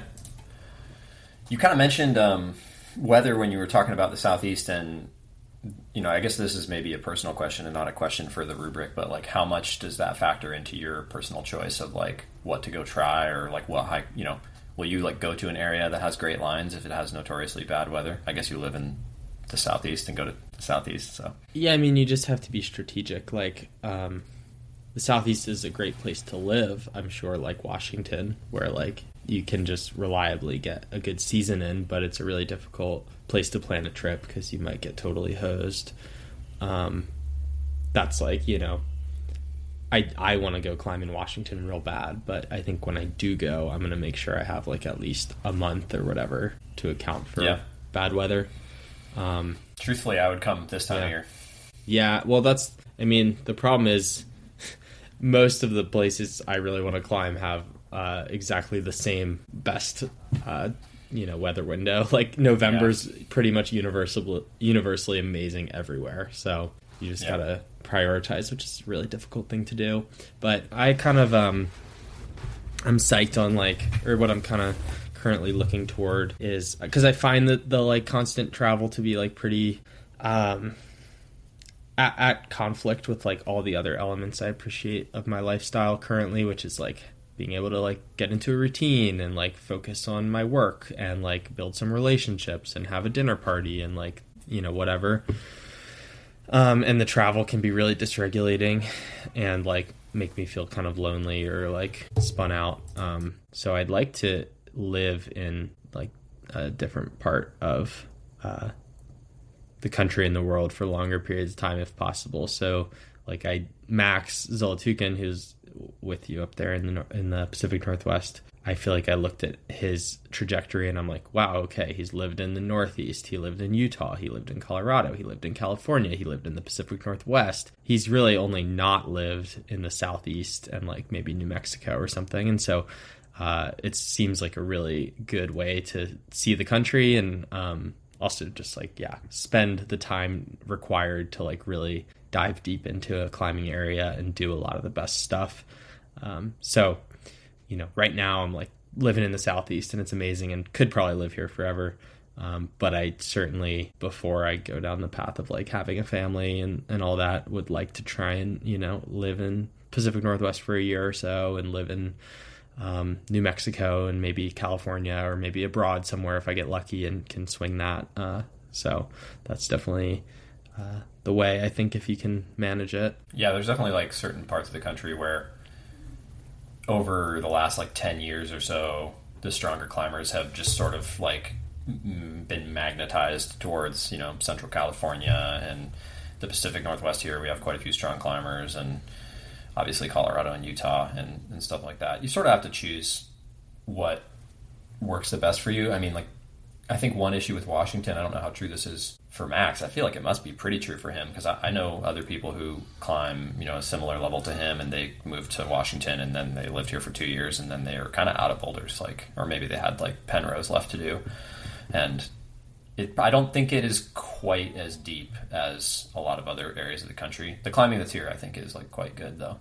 Mm-hmm. Well, I mean, it seems like Drew is doing like so much development, and I know because like he's adding it all to Kaya. It seems like every week there's a new like V10 to V12, and Mark Mercer and these guys are like doing a lot of cool lines. And so, I mean, if you climb V16, you're not going to have like that much challenging stuff in Washington because there's no V15 in Washington, which is kind of crazy. But I could live here forever because I don't climb V15. And if you just like doing good boulders, there's a lot of like stuff in that 10 to 12 range. And it's similar here in the Southeast. I mean, like in West Virginia, we don't have any like V14 and harder yet, but there's like, a couple hundred V10s to go have fun on that are really high quality. So it just depends what you're looking for. Like I like pushing my limits, but I also really, really like just climbing good boulders. And so I think I'd have a blast somewhere like Washington. But if you're like, climbing V16 and not really interested in climbing anything easier than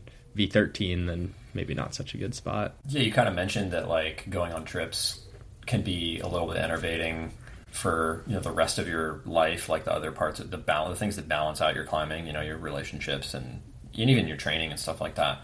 And I feel like the same is also true of like turbo projecting for me. I mean, it's like that's changed a lot over the last handful of years. I think I've gotten better at climbing at my limit and I've gotten better at projecting, but it also is way more taxing than it used to be. And at a certain point, you're just like, is it really worth it to, like, is it that fun? And I say this being it's sort of it's a rhetorical question because I am still trying to climb at my limit. So apparently it is that fun, but you know what I mean? Like it's also quite tiring to really push yourself. So sometimes, maybe traveling isn't the alternate option, but that is one thing I like about Leavenworth is like there's still, even though I've been climbing here for 17 years or something, there's like still a lot of really high quality boulders for me to do.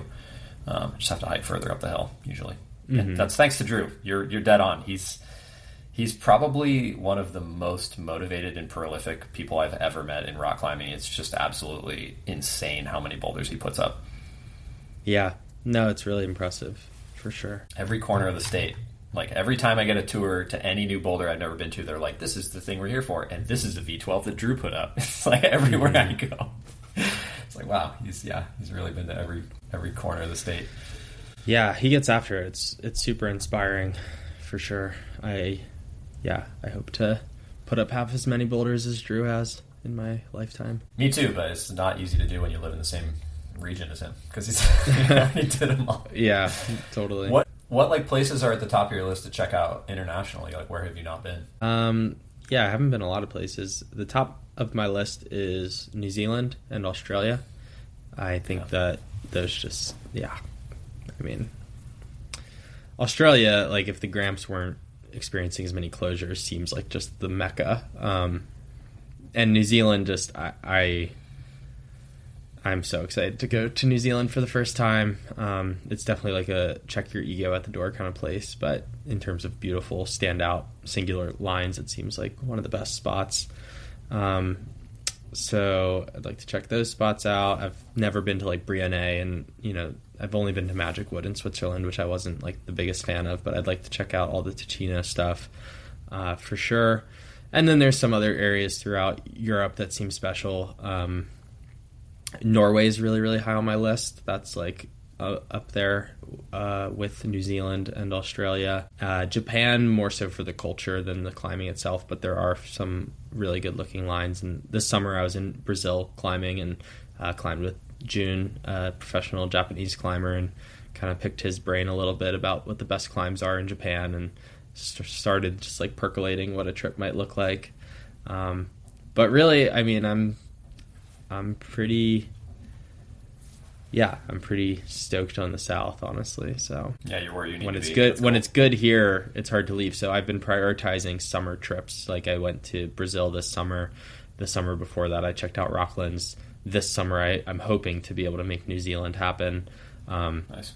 When it's hot here. So it's totally. Really difficult right now at this stage of my life where I'm currently like very stoked on my local stuff to go anywhere else like November through March, Yeah. Well, that's a good place to be. It's a good problem to have, I think, for sure.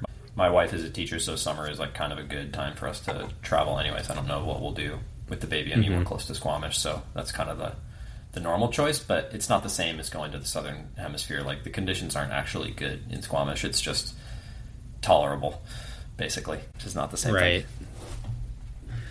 Yeah, I mean, Brazil was pretty hot, but that's the best it ever gets there. So, like, the grades and everything are all relative. Like, it never goes below 60 or whatever. So the hard things are just hard at 60. Yeah.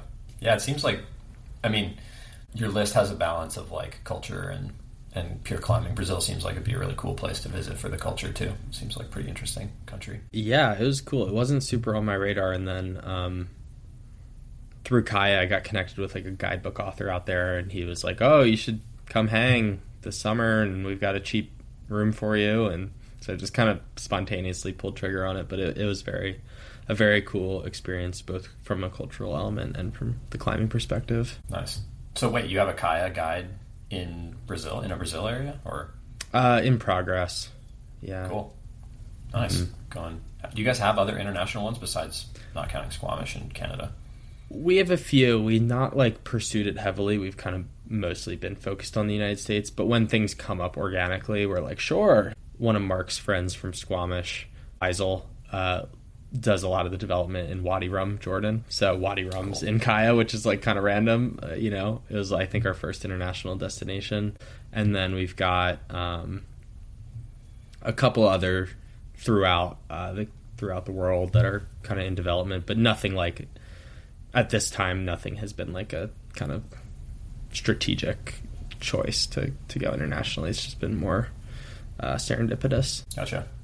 Do you think that there's, like, room or opportunity for Kaya to push aesthetics, like, more as, like, being a fundamental feature of bouldering? Does that question make sense? You know what I mean? I think so, yeah. I mean, we do definitely, a lot of climbers use Kaya, and so we have a responsibility and, like, a role of shaping the culture in one way or another. And I think that's something we take seriously and want to continue to put a lot of consideration into. And it shows up in the way that we've designed the app. Like, if we wanted to maximize usership, there's, like, things that we could do to make it more sticky, but we want it to be we want it to be a useful tool, and we also want it to be educational, and we want to not so much glorify, like, hard climbing. I think there's some changes, or there's some things that are questionable, like, your profile says your highest grade.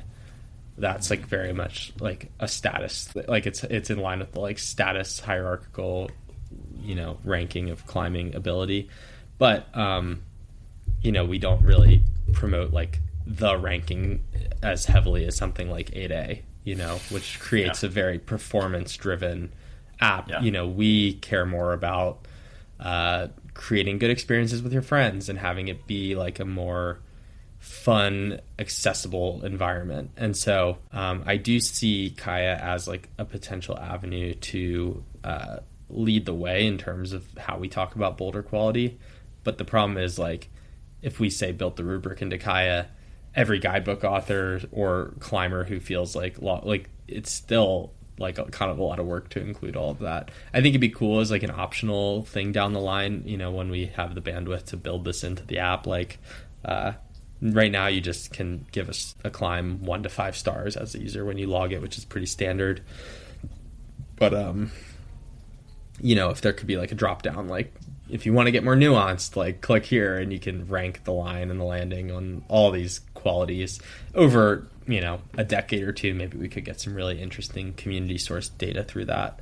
And I would love Kaya to kind of lead the way on that sort of conversation. And in the content we create, I try to have a bit more of a focus on, like, the storytelling and the history and the lines themselves than the difficulty. So that is, like, something that I hope to pass along in a more positive way to the community through the app. Cool. That's a cool idea. I have really appreciated, like, when I've clicked around in there, all this.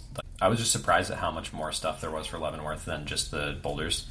Just because Drew, and I know other people are too, but Drew is so prolific. Like, there's, like, a new boulders list on the Leavenworth one, and, like, several times last spring I just went to that list, and then I found something I hadn't heard of, and I, like, got to go hike up to a new boulder and like check it out, that week or something. And I thought that was really, obviously there's other tools that kind of have tried to do the same thing, but yeah, I can't think of anything else where the experience was like quite as integrated as it is on there, which is really cool. It's kind of a game changer, actually. Yeah, I mean, there's always going to be more cool stuff we can do, and sky's the limit, so excited to hopefully continue to be able to grow and have more bandwidth to do fun stuff like that. Nice. Is there other stuff related to the rubric or top 100 that you wanted to talk about that we didn't get into? No, I feel like that was pretty comprehensive. I mean, we didn't go Totally. like through every little thing, but I think that was a good kind of outline, and maybe I can like share this rubric to the viewers and they can leave comments or something, because I'd be curious just to see what people think and try and make it like more community driven. So Sure. What's your personal take on personal grading? yeah, I think personal grading is great, and I would encourage people to do more of it, because yeah, I think that like grades are the patriarchy, and it would be awesome to see more representation and opinions that are honest and not like conforming to the patriarchal grading structure we have currently, to make it more representative and accessible for people of all shapes and sizes. Yeah. I thought you were being metaphorical for a second when you said grades are like the patriarchy, but then I realized you're like, it's actually true. Yeah. They actually are the patriarchy. Yeah, I see what you mean. Yeah, I thought earlier about saying something to the effect of like, should morpho-ness be an aspect of the rubric, because it definitely, if you're too short, to ride the ride, so to speak, and this happens to me here in Leavenworth, even though I have a 6'2" span, the boulder's not very cool. Yeah, no, it's something I've thought about for sure. The accessibility, like for some people, jump starts are the coolest thing, and it's like the best way to start a boulder. But yeah, a lot of people can't jump that high, so I don't know how to incorporate that. Actually, I mean, it's tricky. Yeah, they're a lot less cool to me at 39 than they were at 29, and I'm sorry, I got to put 25 cents in the old complaining about being old jar, which will eventually pay for my climbing trips. But yeah, I think that's the cool thing about a boulder like Haga is like, it starts kind of at chest height and it doesn't get too high off the ground, and it's kind of nice. Like, I would love to try Kintsugi someday. It's like very high on my list of a boulder I'd love to try. And yeah, it seems like people stack a couple stones and then jump to a jug, and that's like, or maybe like just a pad, I don't know. But yeah, it's a high start either way. Yeah, totally. Do you give I think I've seen some videos where you give grade ranges for your first ascents. Do you do that like all across the, like whether it's a mod or something that's really, or as it gets harder, do you feel more certain? I think it varies boulder to boulder. I just try and be honest about my feelings. Sometimes I'll do a boulder and I'm pretty confident. I'm like, that's a V10, But more often than not, like I can narrow it down into like a 2 or 3 grade range, and it's tough because like on something like Kaya, you have to select a grade, but usually I'll allude to my thoughts around the grade in the comments and just try and give it whatever's most accurate. And then if I post it online, I'll give a range and sometimes more context as to why I think it may or may not be a grade. But it's a hard thing to be certain of, especially with first ascents. So yeah, I think I always appreciate it from developers because I sort of view the V scale as being inherently flawed and broader than a single grade range anyway, just based on people's size and preferences and all that stuff. So there's like, there's an honesty to it. It takes a lot of confidence too to throw out a high grade with certainty. Like I see people who are just like constantly like, V13 FA, V15 FA, and I'm just like maybe not confident enough in myself to throw out. I'm always like, it's probably easier than however hard it felt to me. I'll just downgrade it myself or whatever, Maybe that's how you get sandbag boulders though. Yeah, it's kind of tricky. Like I definitely haven't put up as hard of boulders as you. I've put up a lot of boulders in Oregon, and I feel like most of those were not actually in areas where they're likely to get repeated. And now that I live here, it did like a couple things this season, and I was kind of like, actually, I kind of want the grade. Like, I don't mind too much if it's a little bit feathery because I don't think it levies the hardest area anyway, so it'll kind of suit the zone. But also, like, I want people to climb them. I don't want people to walk up to it and get frustrated that it's sandbagged.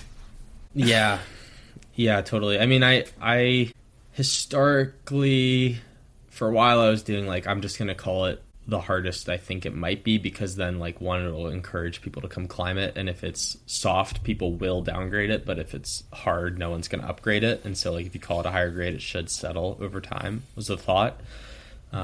But then I think when it's like a higher grade, I get more nervous that it's going to get downgraded and all look stupid, so I'm like less likely to do that. And then it's just tricky. Like I put up a line here in the new a couple weeks ago that took me like 3 or 4 days of like pretty short days each day, but like, you know, figuring it out and then getting a big link and then coming back or whatever. And I, you know, called it V10 at first, and then I went to chat or whatever and like climb a bunch of V11s in like a try or two, and then now it has me thinking like, oh, that other one took me 4 days, maybe it is harder, but had I walked up with all the beta, maybe I would have done it second try, you know. So it's hard to know, but ultimately I feel like it's not really that important. Like 2 of the most important climbs I've ever done were both things that I had pointed pretty extremely, and so like by the time I actually climbed them, I was like, I'm fully guessing on the grade. Like I just have I have no real frame for reference anymore for what it would feel like if you were walking up to it with no knowledge. First ascending is just crazy because like you have to go through that whole experience with blinders on basically, and then you give it to everyone else knowing that they're never going to have the same experience that you did, and you're trying to encapsulate all of that in like a very, maybe you get a grade and a name, and like maybe you can tell a short story, but like not everybody's even going to get the story, and then you're just releasing that information into the world to be judged basically. It really is a kind of like art actually. Yeah, totally. It's certainly easier if you've like projected it with other climbers and you kind of know how hard they climb and you've seen a few different beta options explored, but that's often not a luxury that I get here necessarily. Yeah. Or like there's other people who are psyched on developing boulders, but the problem is everyone who's psyched on developing boulders here is psyched on like their own boulder project. So like I'm going one place and Scotty's going another place and Aaron's going another place. Yeah, there's a lot of strong climbers in Central Washington actually, but they're all lone wolves.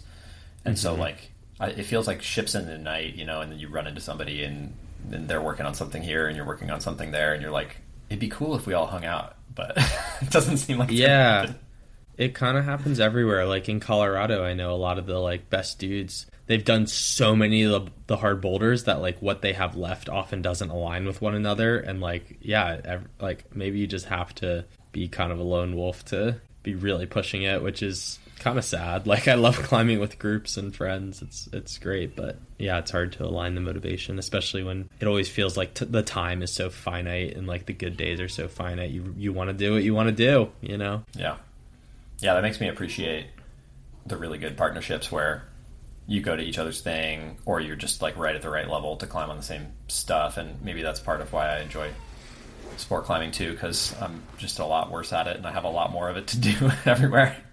Mm-hmm. Yeah, more partners. Yeah, I mean those perfect partnerships are rare, but like so special.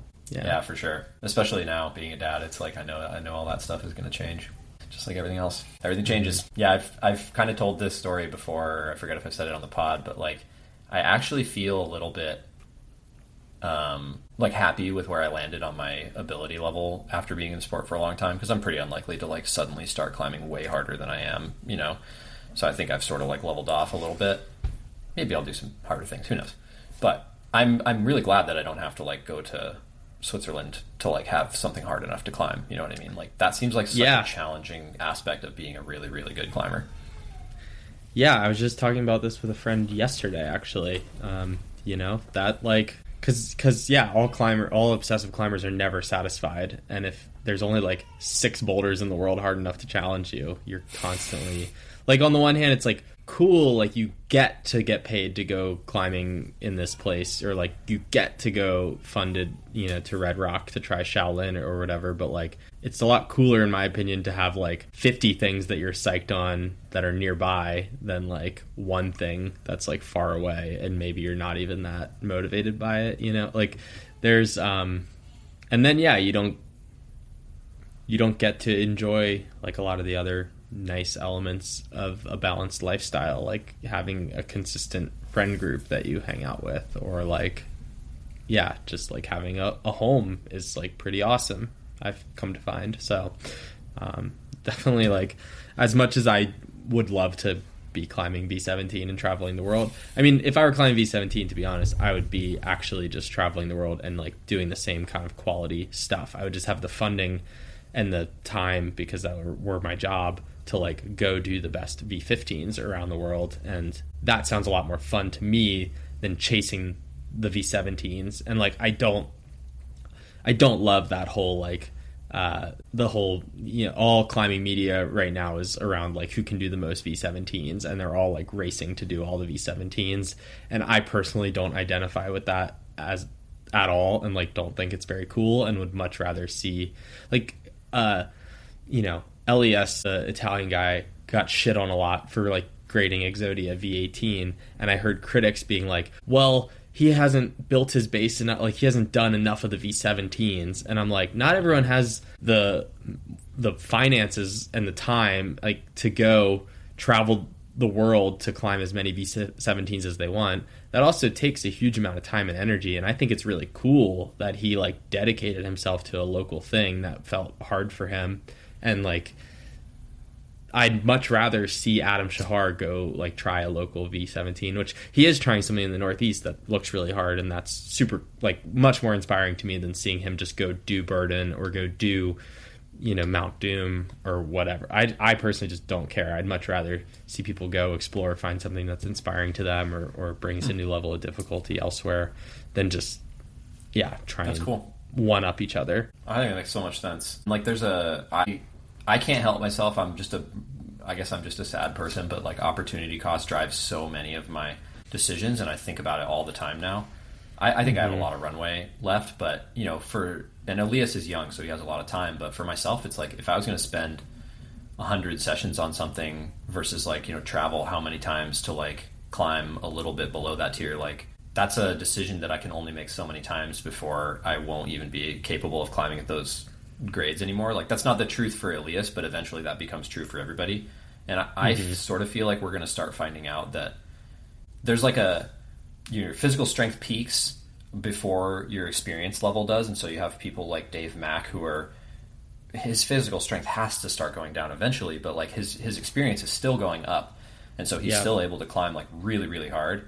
And some of these kids who are so strong now, they even though they've done some of the hardest boulders in the world, they have so far to go with their like experience and their tactics and everything.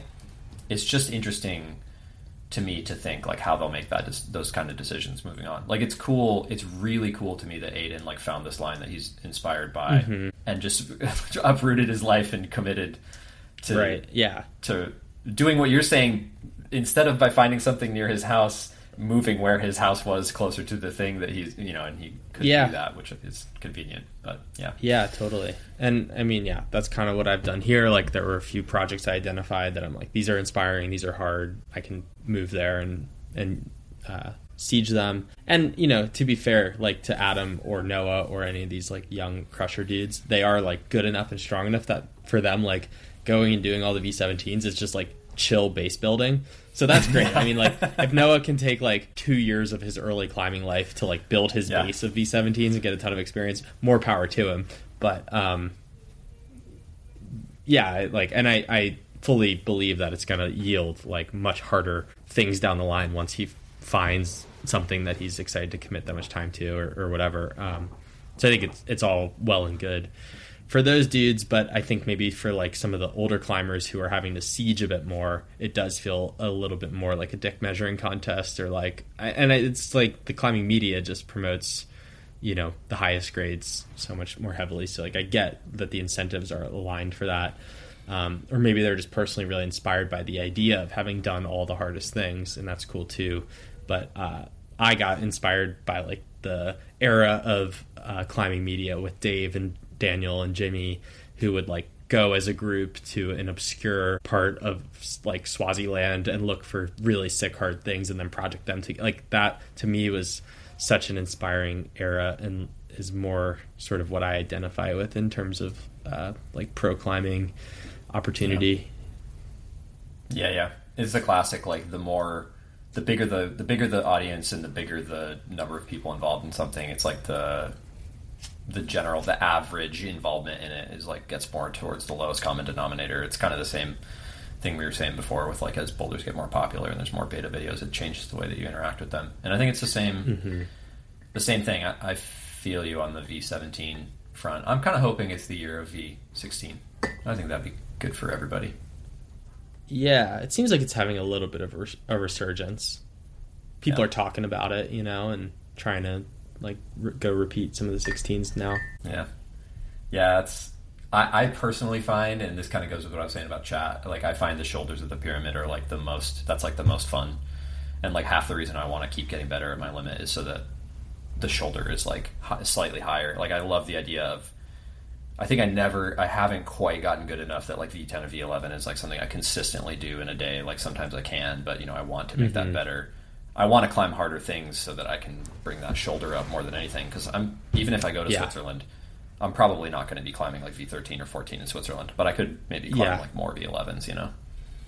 Yeah, no, I feel similarly. And for me, that range that I've always wanted to get to is like being able to do V13 of any style in like a session. That's, I mean, yeah, that would be the best, because oftentimes the best boulders are like V13 or below, and most areas, if you can do V13 in a session, you can do V15 in like, you know, 4 or 5 sessions probably. And yeah, there's just not that, like, you can go any area in the world and just do all the best shit in a trip then. And like being able to go around Switzerland in particular, where 8B is like, I feel like the king grade standard, and just romp all the V13s without having to epic on all of them. You know, that's part of the reason I haven't gone, is like, I just don't feel ready. Like I don't think I would go and have the trip that I want to have, you know.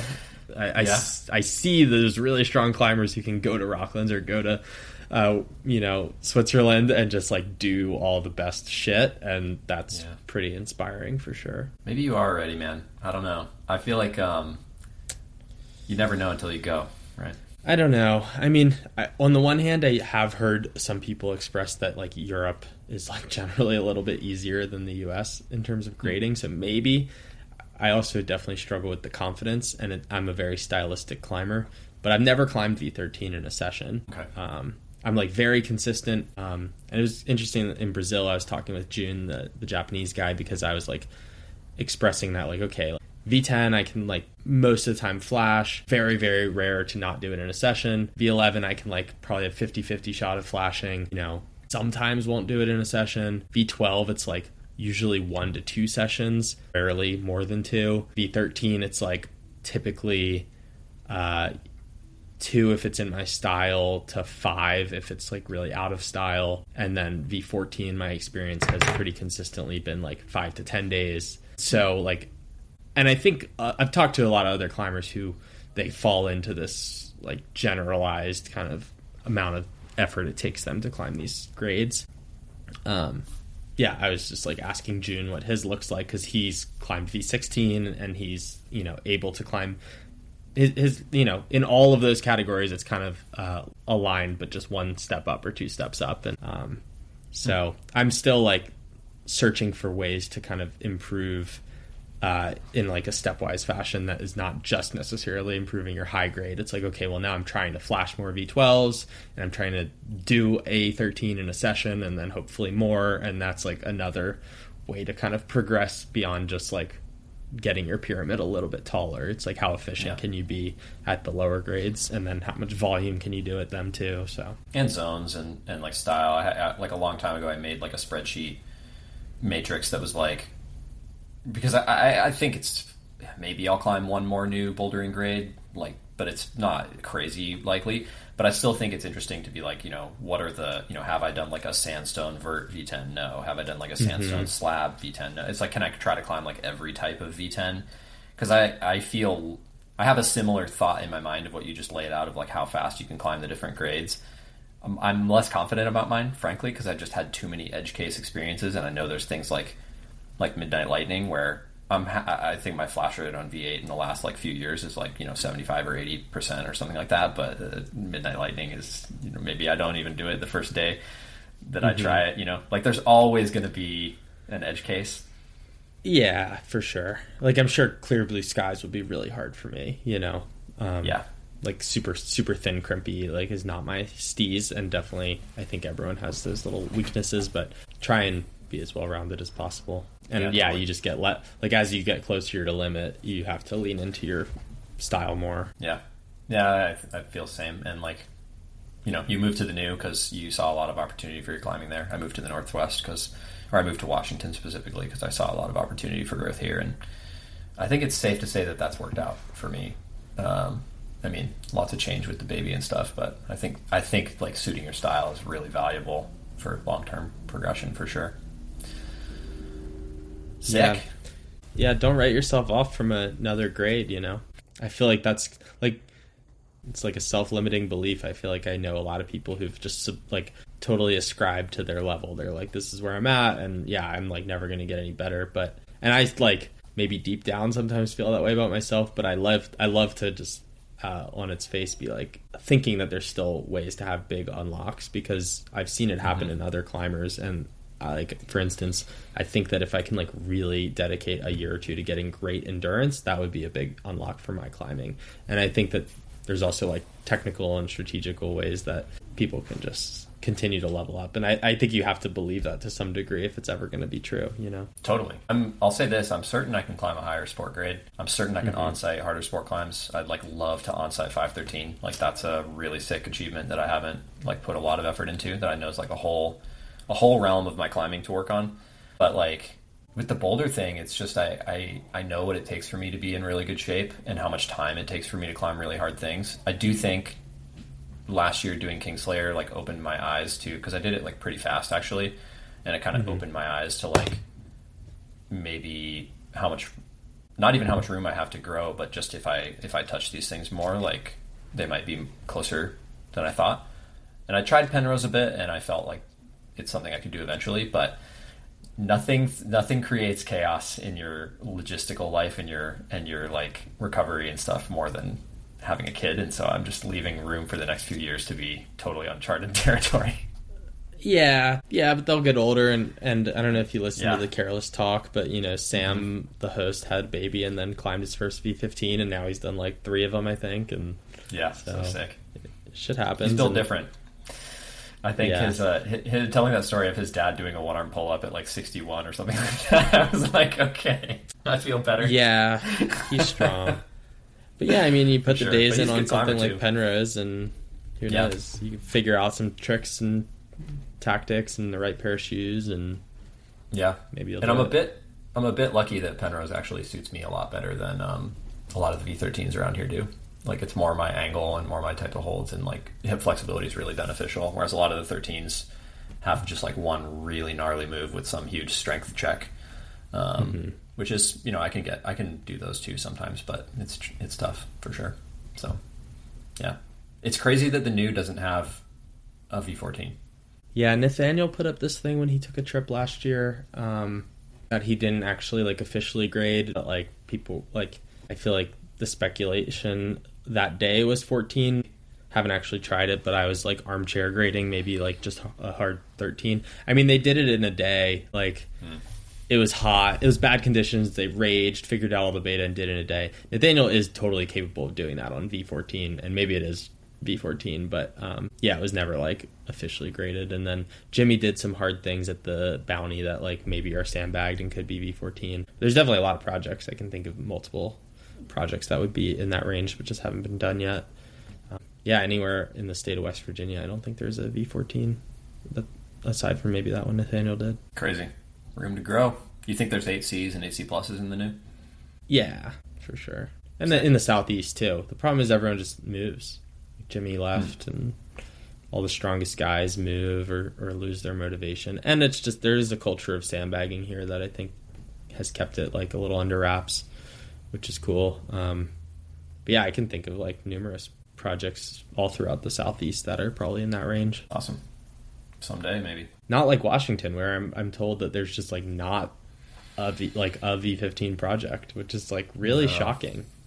Must be something about the way the rock is formed there that just doesn't lend itself to super hard climbing. Yeah, Levy has too many holds, I think. Like it's quite featured for granite diorite. I think it just has a lot of loafs and like crimps and jugs, and when you have that many features, it's like less likely that you're going to get a nice steep line with just enough, you know? There was one, or there's a couple actually. There's 2 projects I can think of that were probably going to be in the V15 range, but they broke. And that's the other problem with Leavenworth Rock. Yeah, the low start to Dirty Dude and the low start to the Impossible Problem were both like quite hard looking. Impossible Problem probably wasn't V15, but yeah, now those holds are on the ground. So much for that. Yeah. Yeah, I mean, it's tough if you're Andy Lamb. You're like shit out of luck, you know. You don't like he's done all the hardest stuff, and I think in somewhere, I forget if it was a podcast or what, but he's like, I will pay, like, if you have a verifiable V15 in Washington, like, I will pay a lot of money for it, you know. And I envy Andy because he's like done so many amazing hard climbs, but also like that kind of sucks, and it's pretty cool that I can go project my V12s or whatever in a blast for a long time. Yeah, there you go. Don't get better. Yeah, stay bad and you'll have the most fun.